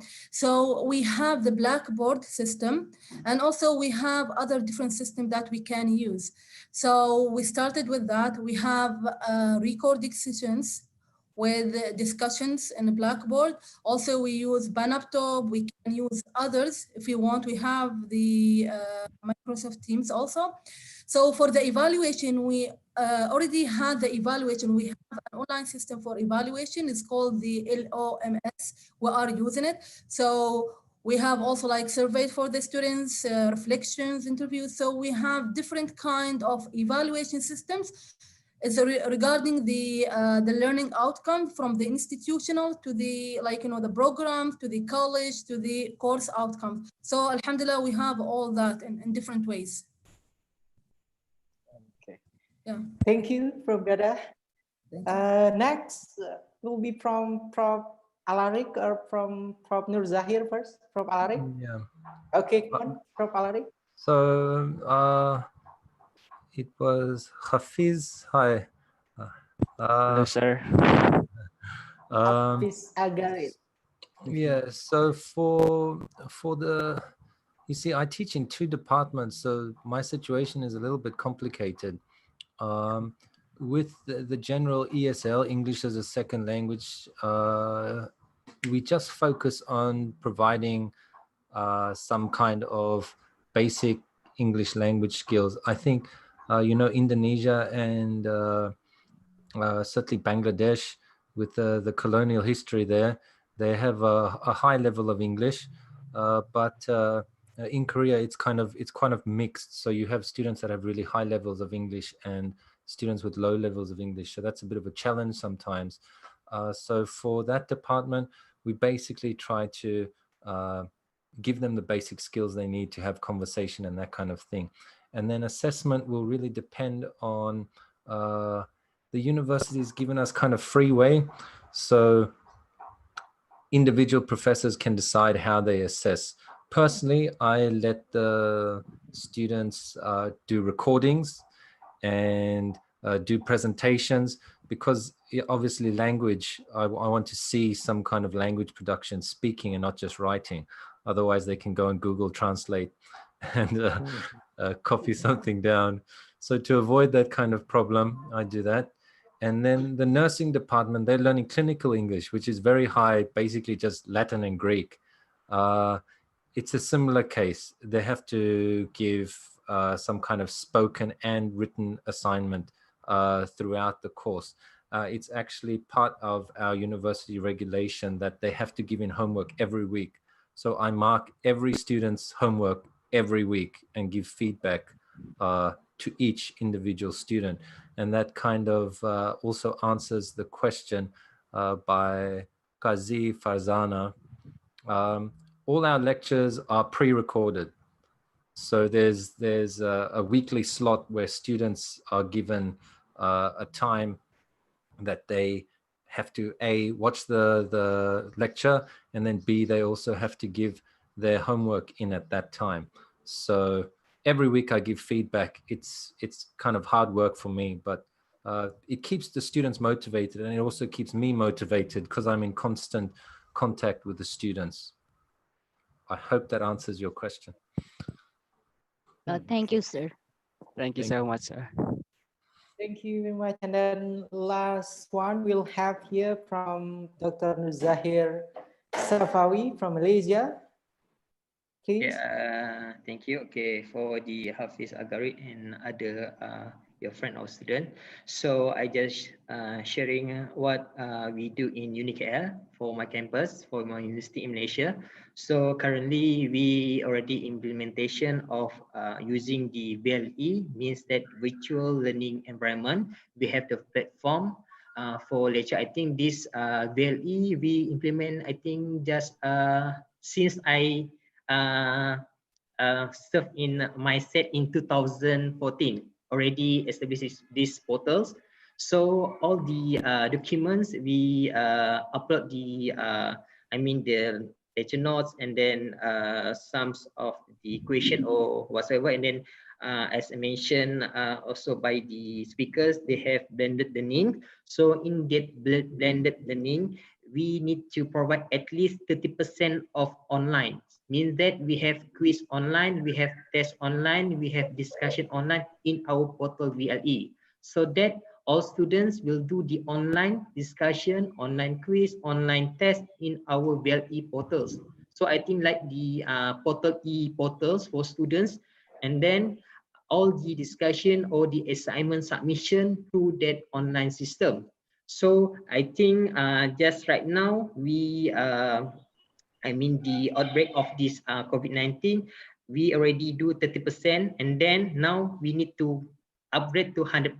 So normally for video teaching, we also upload the video teaching in terms of slide, video slide in our VLE using the Panopto, as I think Dr. Gazara already mentioned. So the student can access that the Panopto video of teaching, then after finish the class or during class, we have the face-to-face. Before the COVID, we have face-to-face class, and then we upload the video to the VLE system, and then the student who come or do not come the lecture will I mean will log in the system, then can learn from the video teaching. So about the assessment, I think it's a simple assessment. We have rubrics. Then based on that rubric, they can evaluate what how we can give the marks from the student. And then to avoid the plagiarisms, I mean copy paste, we will put all the assignments to the Turnitin. Then the Turnitin report must less than 20%. If more than 20%, we will I mean give 0 mark for the student, or ask student to do it again, to minimize, I mean, to reduce the turn-in or plagiarism less than 20%. So I think, is it answer yours, Hafiz? Yes, it is, sir. Thank you so much. Okay, thank you. Okay, thank you very much for all professors that are already answering Hafiz Agar question. And then now we'll go to the second question from Afif Alwan Sabik, right? Afif, do you mind please try to shorten your question so all the professors here will answer your question. Afif? Okay. First is about the blended learning method. I would like to know if every honorable speaker here have their own strategy for blended learning method.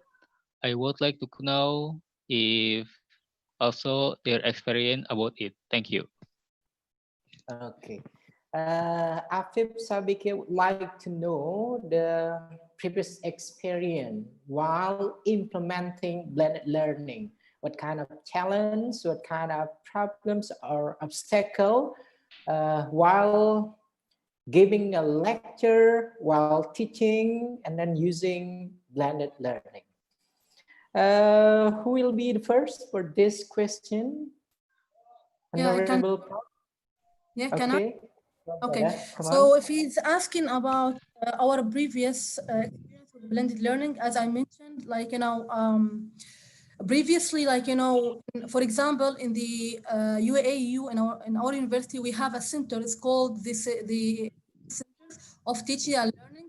So they were working like for years in different cycles and different projects, like start with mobile learn projects and then blended and mobile learning and all that. And we had like, I had also some research about that. So we started like, like 2017 and before that, and doing this.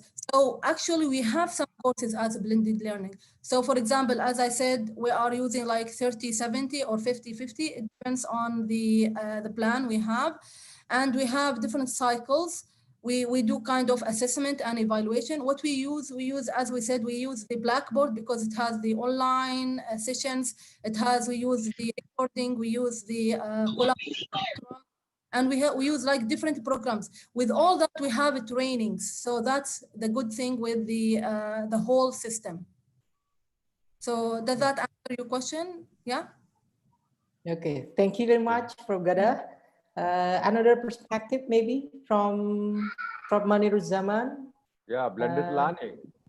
Yeah, blended learning, Prof. Okay, yeah, in my talks, I already somehow touched it already, blended learning. Actually, number one, blended learning includes an integration of face-to-face and online learning. Okay, so when we overcome the COVID-19 pandemic, we may not have a situation we had earlier. Okay, so as one of the participants already mentioned, after the pandemic, we may need to maintain social distancing. So when we are going to think of or implement blended learning, we are actually mixing, we are blending face-to-face and online learning. For face-to-face learning, we should have spacious classroom in which our students can maintain minimum 2 meters distance.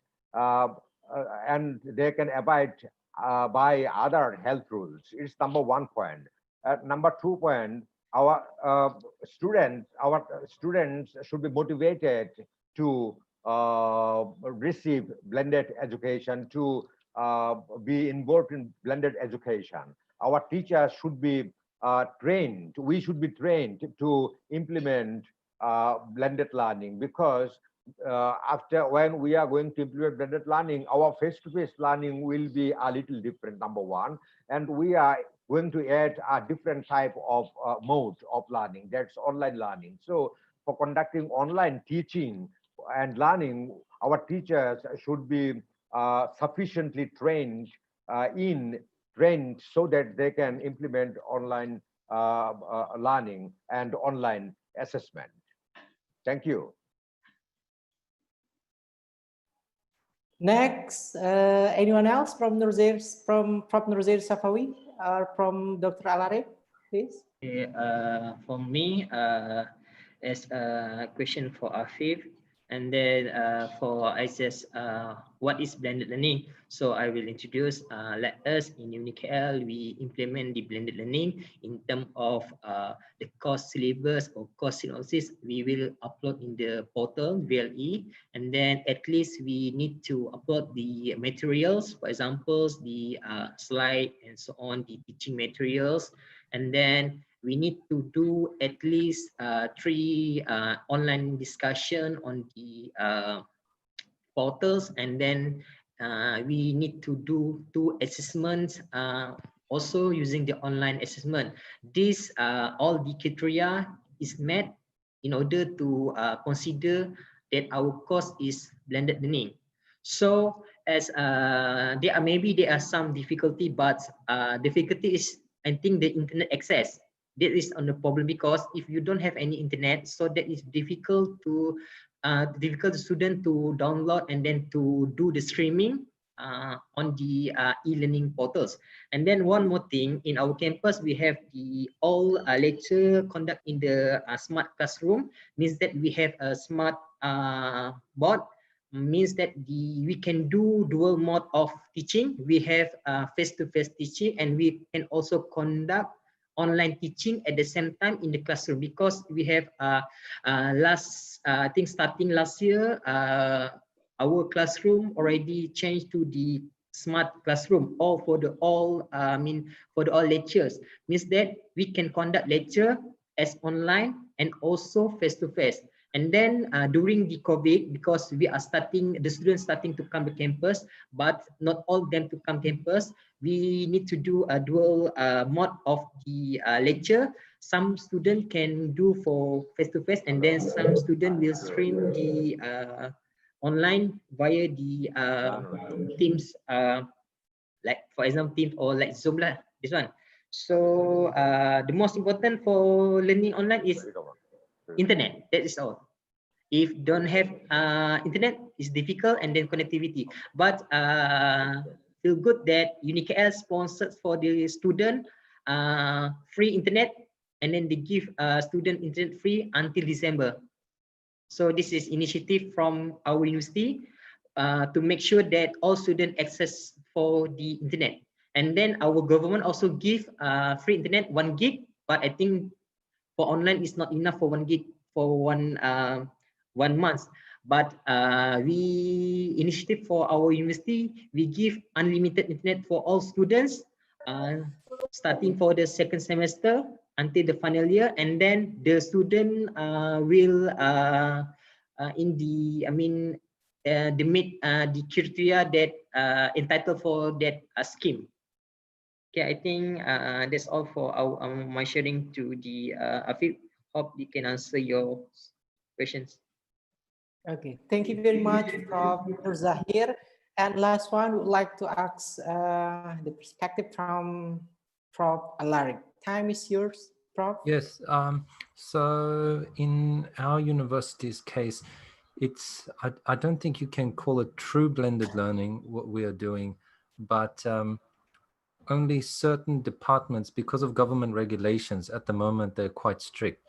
So basically, for example, the nursing department, all theory subjects are held only online.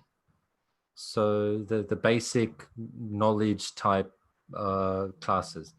And then for practical classes, because obviously nursing, you have to do some practical tests for you to pass, and then later you need to do your main practical test. So only preparation for those classes, those are the only classes that are done face-to-face. The other classes for which that is done are kind of practical engineering classes, mechanical classes, where you have to actually physically do the whatever process you're going through. So only those classes are done in a blended learning way. My classes are 100% online. The only difference was the final exams. And what they did was, because of social distancing, they broke up each year level. So first year students, second year students, third year students, and they did not have all students coming to the campus at the same time. Otherwise, there's not enough classes. They also limited the amount of students that can be in a class to 20 to keep that distance. So that's the situation we are here at the moment. I think most universities in Korea will be the same, simply due to the government regulation, and schools are afraid that they'll get sued if students get sick. So yeah, that's the kind of situation we're under. Only practical classes have permission from the government. Yeah. Thank you very much, Prof. Alarik. And then now for the next question from Tresna.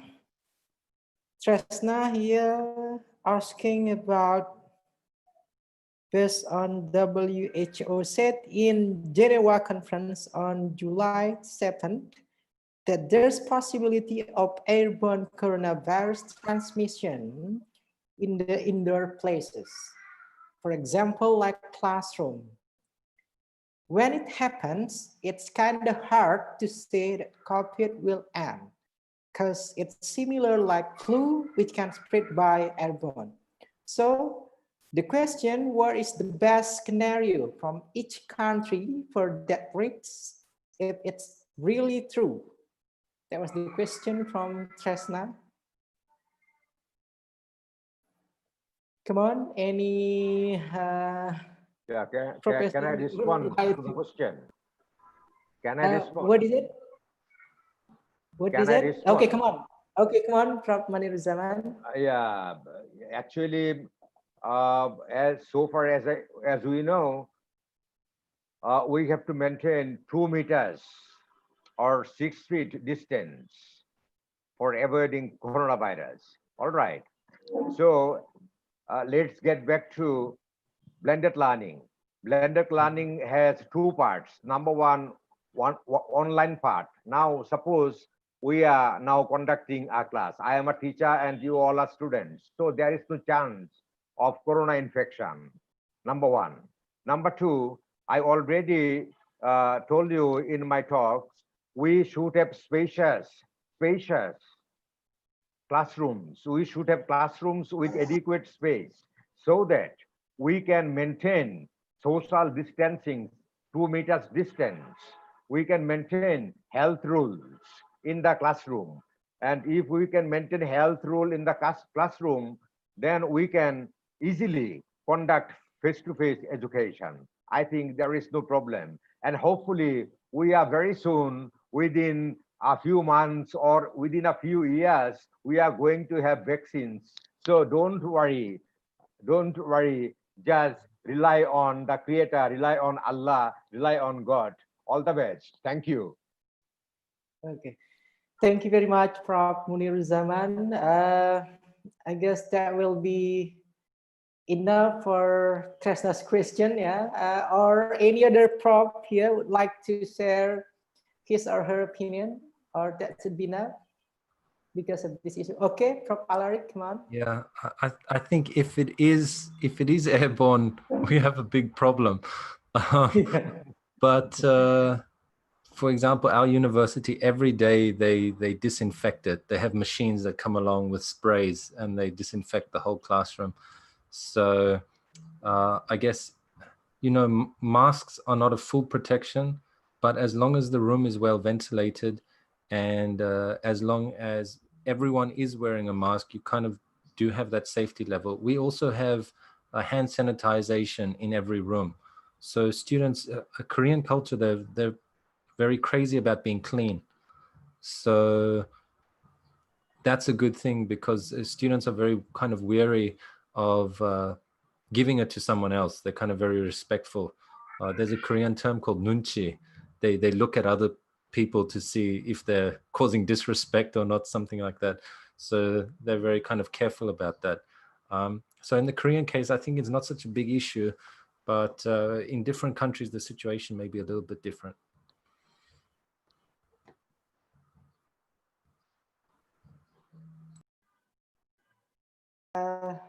Thank you very much. We have 2 more questions here from Anisur Rahman and also from, what is it? Let me see it. From Bangladesh, yeah, the previous from Bangladesh. And then the question from Bangladesh, here it is about the recording, yeah, recording video for teaching process. And then I guess all of the respected professor here already share the answer related to recording kind of teaching using video. And then last one from Anisur Rahman. Anisur Rahman, can you hear us? Yes. Anisur Rahman. Okay, would you please try to shorten the question for the professor here, please? Yeah, my question was, if the coronavirus perish permanently from the world, will the government or the university still think of online class? Okay. Thank you very much, Anis. So if there will be no more COVID-19. There will be no more such a pandemic. Yeah. So any Yeah, professor can I here would respond? like Can I to respond to share? the query? Okay. Okay, come on, Prof. Maniruzzaman. Okay. Actually, we are not sure whether coronavirus will entirely vanish or not, because we have seen that the flu virus or the hepatitis A, B, C viruses haven't vanished, though we have got vaccines. All right, it's an important point. Number two, if we can implement blended learning, online learning plus face-to-face learning, it's already proved through research that blended learning is more effective than either face-to-face learning or online learning. So I think, suppose coronavirus will vanish completely, then we should continue blended learning because of two things. Number one, blended learning is more effective than other modes of learning. And number two, another one type of virus may come to attack us in future. We don't know. That's why we should continue online as well as face-to-face learning, a mixture of face-to-face and online learning. Thank you very much. Okay, thank you very much, Senior Professor Maniruzzaman. Anyone else from our respected prof here? Prof. Alaric, come on. Okay. I think the main question is, does it make money? Doesn't make money. Okay. If you can answer doesn't make money, well, schools are going to be interested and governments are also going to be interested. So also because of like Professor Maniruzzaman said, there's always the chance of another kind of epidemic. So because of that, it's possible that it could be a good idea to continue doing this. Okay. Yeah, let me add another one point. Okay, Hello? come on. Yeah. Come on, Prof. Actually, we didn't know the COVID-19 would attack us. We were not prepared for that. So we started facing the COVID-19 without any preparation, isn't it? So we should learn a lesson from this pandemic, and that's we should have preparations for hypothetical threats in time to come in future. As Professor Nodia has already mentioned, supported my point that we are not sure that another one pandemic will not attack us in future. So we should make ourselves prepared for facing the time, for uncertain time we are getting after the coronavirus. I mean, the COVID-19 pandemic is over. And yeah, it's important that always preparations help reduce destructions and damages. That's why we should continue both face-to-face and online learning side by side. That's blended learning or education. Thank you. Okay, thank you very much, Prof. Maniruzzaman. And because can I add some of the perspective from my Okay, but Prof. Gada, wait a second, please. Okay, sure. Really sorry, because one of our respected professor here, Prof. Alaric, already leave the meeting because he has to pick his wife, so he's leaving earlier. And then thank you very much, Prof. Alaric Nodi, for joining with us. Hopefully, we'll have a collaboration for the next event as well. Okay, thank you very much, Prof. Alaric Nodi. Please, Prof. Gada, if you want to add some, please? Okay, come on. Yeah, hi. I want to make sure that, as I said, my country is like prepared for this from long time, and also for like a future. We have like a strategy we call it like a 2071 is for the next 50 years. So this is one of our agenda that we will have the online and hybrid and blended learning, and also we are using MOOC. So for example, with the TEDx. We have some courses and TEDx, and that's good. So it's also for open resources for others to use. Thank you. Thank you very much, Prof. Gada, for the answer. Anyone else, maybe? Or should we go to the second section? Second session for this Q&A will be the last session. Okay, no more from all Prof. Now we'll have here Almel Klafi. May I have a question? Okay, come on. Who's Come talking? on, Can I, or somebody else is talking? Okay, come on. So as we are in a COVID-19 situation, we are Wait a in a second. lockdown. Pardon me. Sorry. Yes, I am Jahed. Okay, Al-Mikhlafi, that's me. If you are calling Al-Mikhlafi. My name is Abdurrahman Mikhlafi. I'm working at the same department as Dr. Ghada. So I'll not talk about what's going on here. Just one comment. One of the advantages of Corona is that a lot of faculty members they had technophobia. They were afraid to use technology. As a result of COVID-19, they started training themselves and attending sessions and started using blended learning and online. So that is one advantage.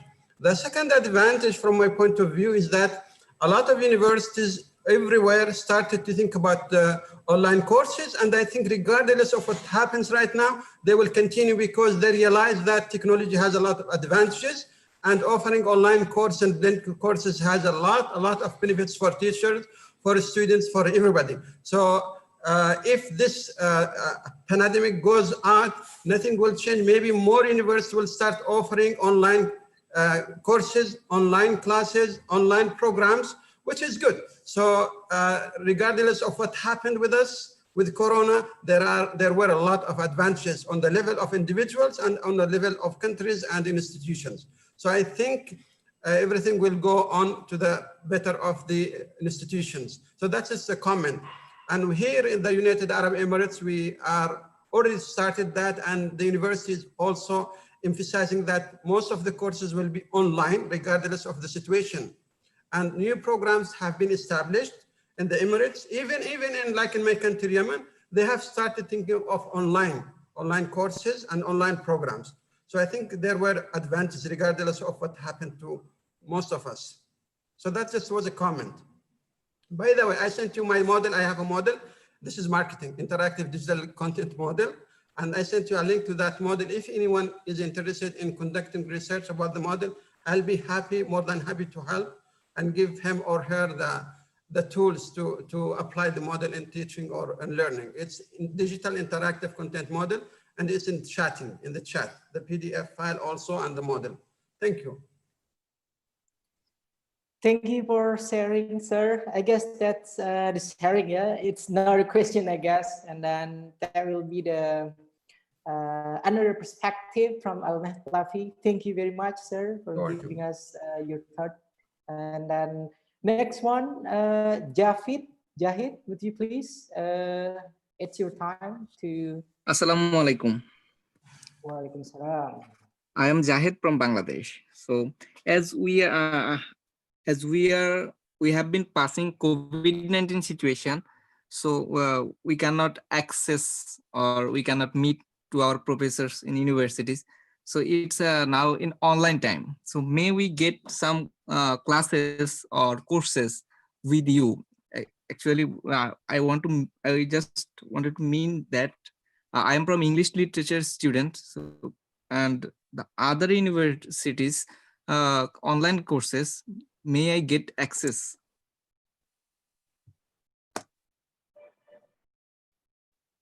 Okay, and then? Yes, that's all.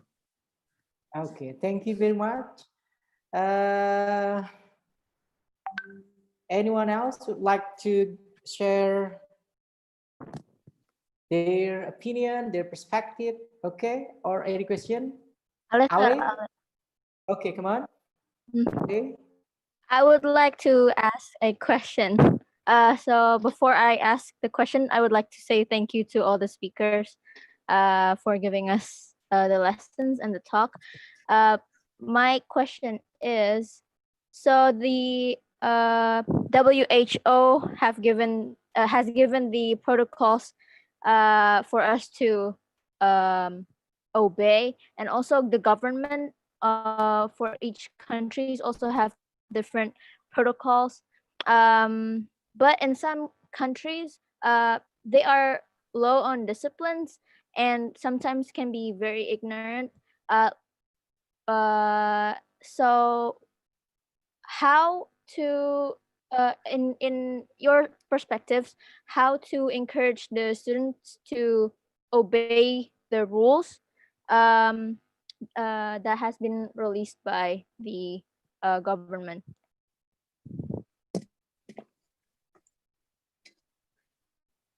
Okay, that's all, Ale. Okay, thank you very much. And then now let's try to get the answer from all of the professors that we have here. One, Prof. Gada. Yeah, you mean as a government? Like, for example, if we think about our country, the UAE, we have like, you know, fees and all that. We have like, you know, all like, you know, legal issues regarding if anyone like did anything regarding this, like, as you said, ignorance or not following the policies and the rules. So we have like, you know, fees and we have all kind of policies, and it is all updated like daily and all that. Okay. Thank you. Next, from Prof. Nur Zahir, it's look like you're going to answer it. Prof. Nur Zahir, come on. Or from Manir Zaman first. Okay, the question from the Alia. So, how to encourage the people to obey the rule, like in Malaysia. So the people that did not follow the rule, they will fine 1,000 ringgit for 1,000 ringgit, or go to prison for 3 months. So if they don't obey the rules given by government. So for examples, the the social distancing 1 meter, 2 meters, they need to implement. Otherwise, the security or the national security will check, and then if the university or the institute or the all mall shopping did not follow that rule, then they will the government will ask for the immediate clause, and then they will be fined for them. And then some of fine is 1,000 ringgit, and then or else go for the prison for about 6 months. So in the academics, so we always keep reminding our students, and then put up the awareness poster and email to students to take care, to stay healthy, and then be aware for the social distancing 1 meter, and then we have some signage in our university we put everywhere to make students alert of this situation lah. So I think that's all lah. Okay. And anything else from Nur Zahir? No more? And that's all. Okay. Okay, thank you. Thank you very much. And that will be our last question, I guess, for this session, because all of our professors here, what is it? Really sorry, Hanan. We have no more chance here to pose a question, I guess, because all of our respected professors here, they're really busy after this one. They have another program. Yeah, I'm pretty sure that Prof. Nur Zahir Safawi, Prof. Dr. Manir Zaman, also Prof.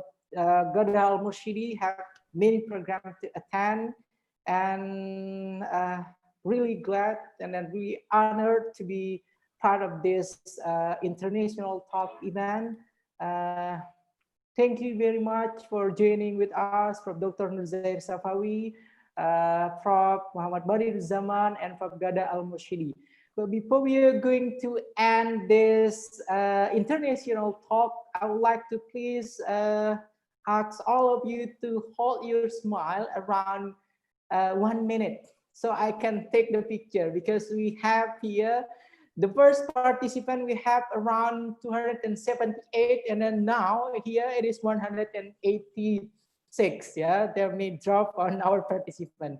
Would you please, all the participants, ladies and gentlemen, try to give your best smile, so this will be our documentation. Okay, 3, 2, 1. Okay, first slide. 3, 2, 1. 3, 2, 1. 3, 2, 1. Okay, last one. 3, 2, 1. Okay, thank you very much, all the respected professor that really delivered the speech here. And then our hope, as we discussed it for the previous one, we hope this will be the first iTalk that will help. Hopefully the second may be respected Professor Dr. Badiruzaman will be the second iTalk as the host from the university. The third maybe from Ghada, and the fourth maybe from Dr. Nur Zahir. We're really glad to help this kind of event for the next one. And before we are going to end this international talk, Education After Corona, any concluding remarks maybe from all the invited speakers, or can I say something? Can I say something? Okay, come on, Dr. Badiruzaman, please. I'm especially I thank you very much, Dr. Sufyan, for arranging such a nice international talk. And my thanks must go to Honorable Dean for creating an opportunity for us to get together and exchange information and ideas. And I also thank your university authority for arranging this wonderful event. And my thanks must go to my colleagues here, the invited speakers from different countries, Professor Nodia, but he is dear to me. I like him. My dear Nodia. Then Dr. Zohir from Malaysia. My thanks and compliments must go to him. And then Dr. Ghada from United Arab Emirates. I appreciate her informative as well as suggestive presentation. And finally, I must thank all the audience from different parts of the globe, of the world. And I appreciate their enthusiasm. I appreciate their curiosity. I appreciate their intelligent questions. I have learned a lot of things from the questions. And I wish you all the very best. Allah Hafiz. Namaskar. Goodbye. Thank you very much, Prof. Concluding remarks maybe from Prof. Nur Zahir Safawi. For me, thanks so much, and then thank you for great sharing, great presentation from Prof. Badiruzaman, and then Dr. Ghada, and then Prof. Alarit for the today's sharings. And then for Dr. Sufyan, thank you for inviting us in this first international talk. And then for the audience, thank you for your time spending. I mean, for Malaysia, today is holiday. So I don't know, Indonesia holiday also? In Indonesia. So because you have give your full support and then full commitment in to make this event more success, and then inshallah maybe we can do for the next year again and again, and then with the other interesting topics. And then last for me, stay healthy, stay safe, stay at home, and then keep your 1 meter distance from others, and inshallah hope all will cover soon, and then we can do we get back to normals of the environments free from COVID. But now we just to minimize the COVID because we cannot control, it's under control. But hopefully one day that is settled, inshallah. Okay, thank you so much, Dr. Sophian and your departments for having us today.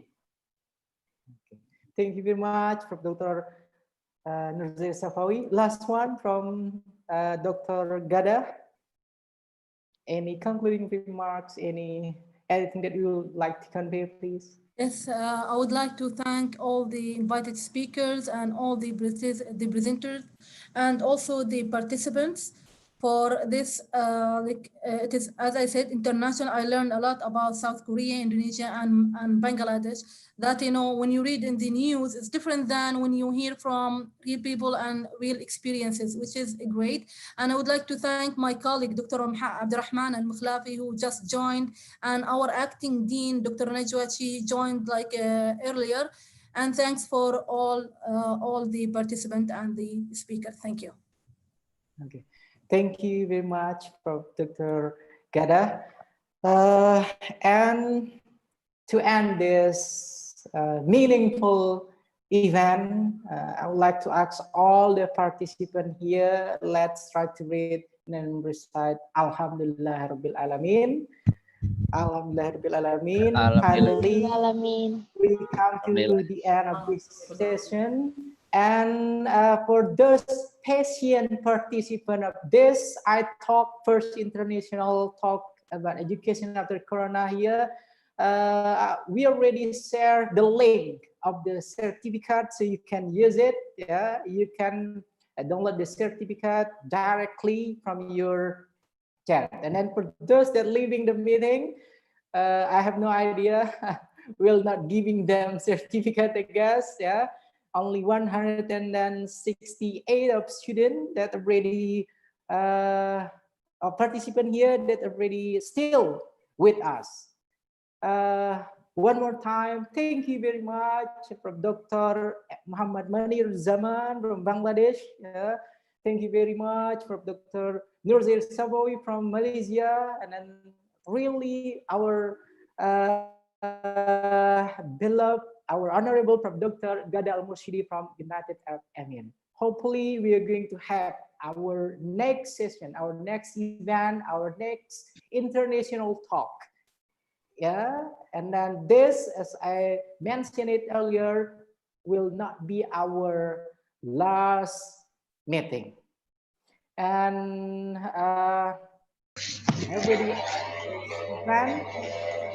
one more time, thank you very much for the participant. Thank you for all my dear student, and then for all the lecturer that attend this event. Hopefully you guys still stay healthy and then be an inspiring kind of student, be an inspiring kind of teacher, and then be one of the human that can give advantage to others.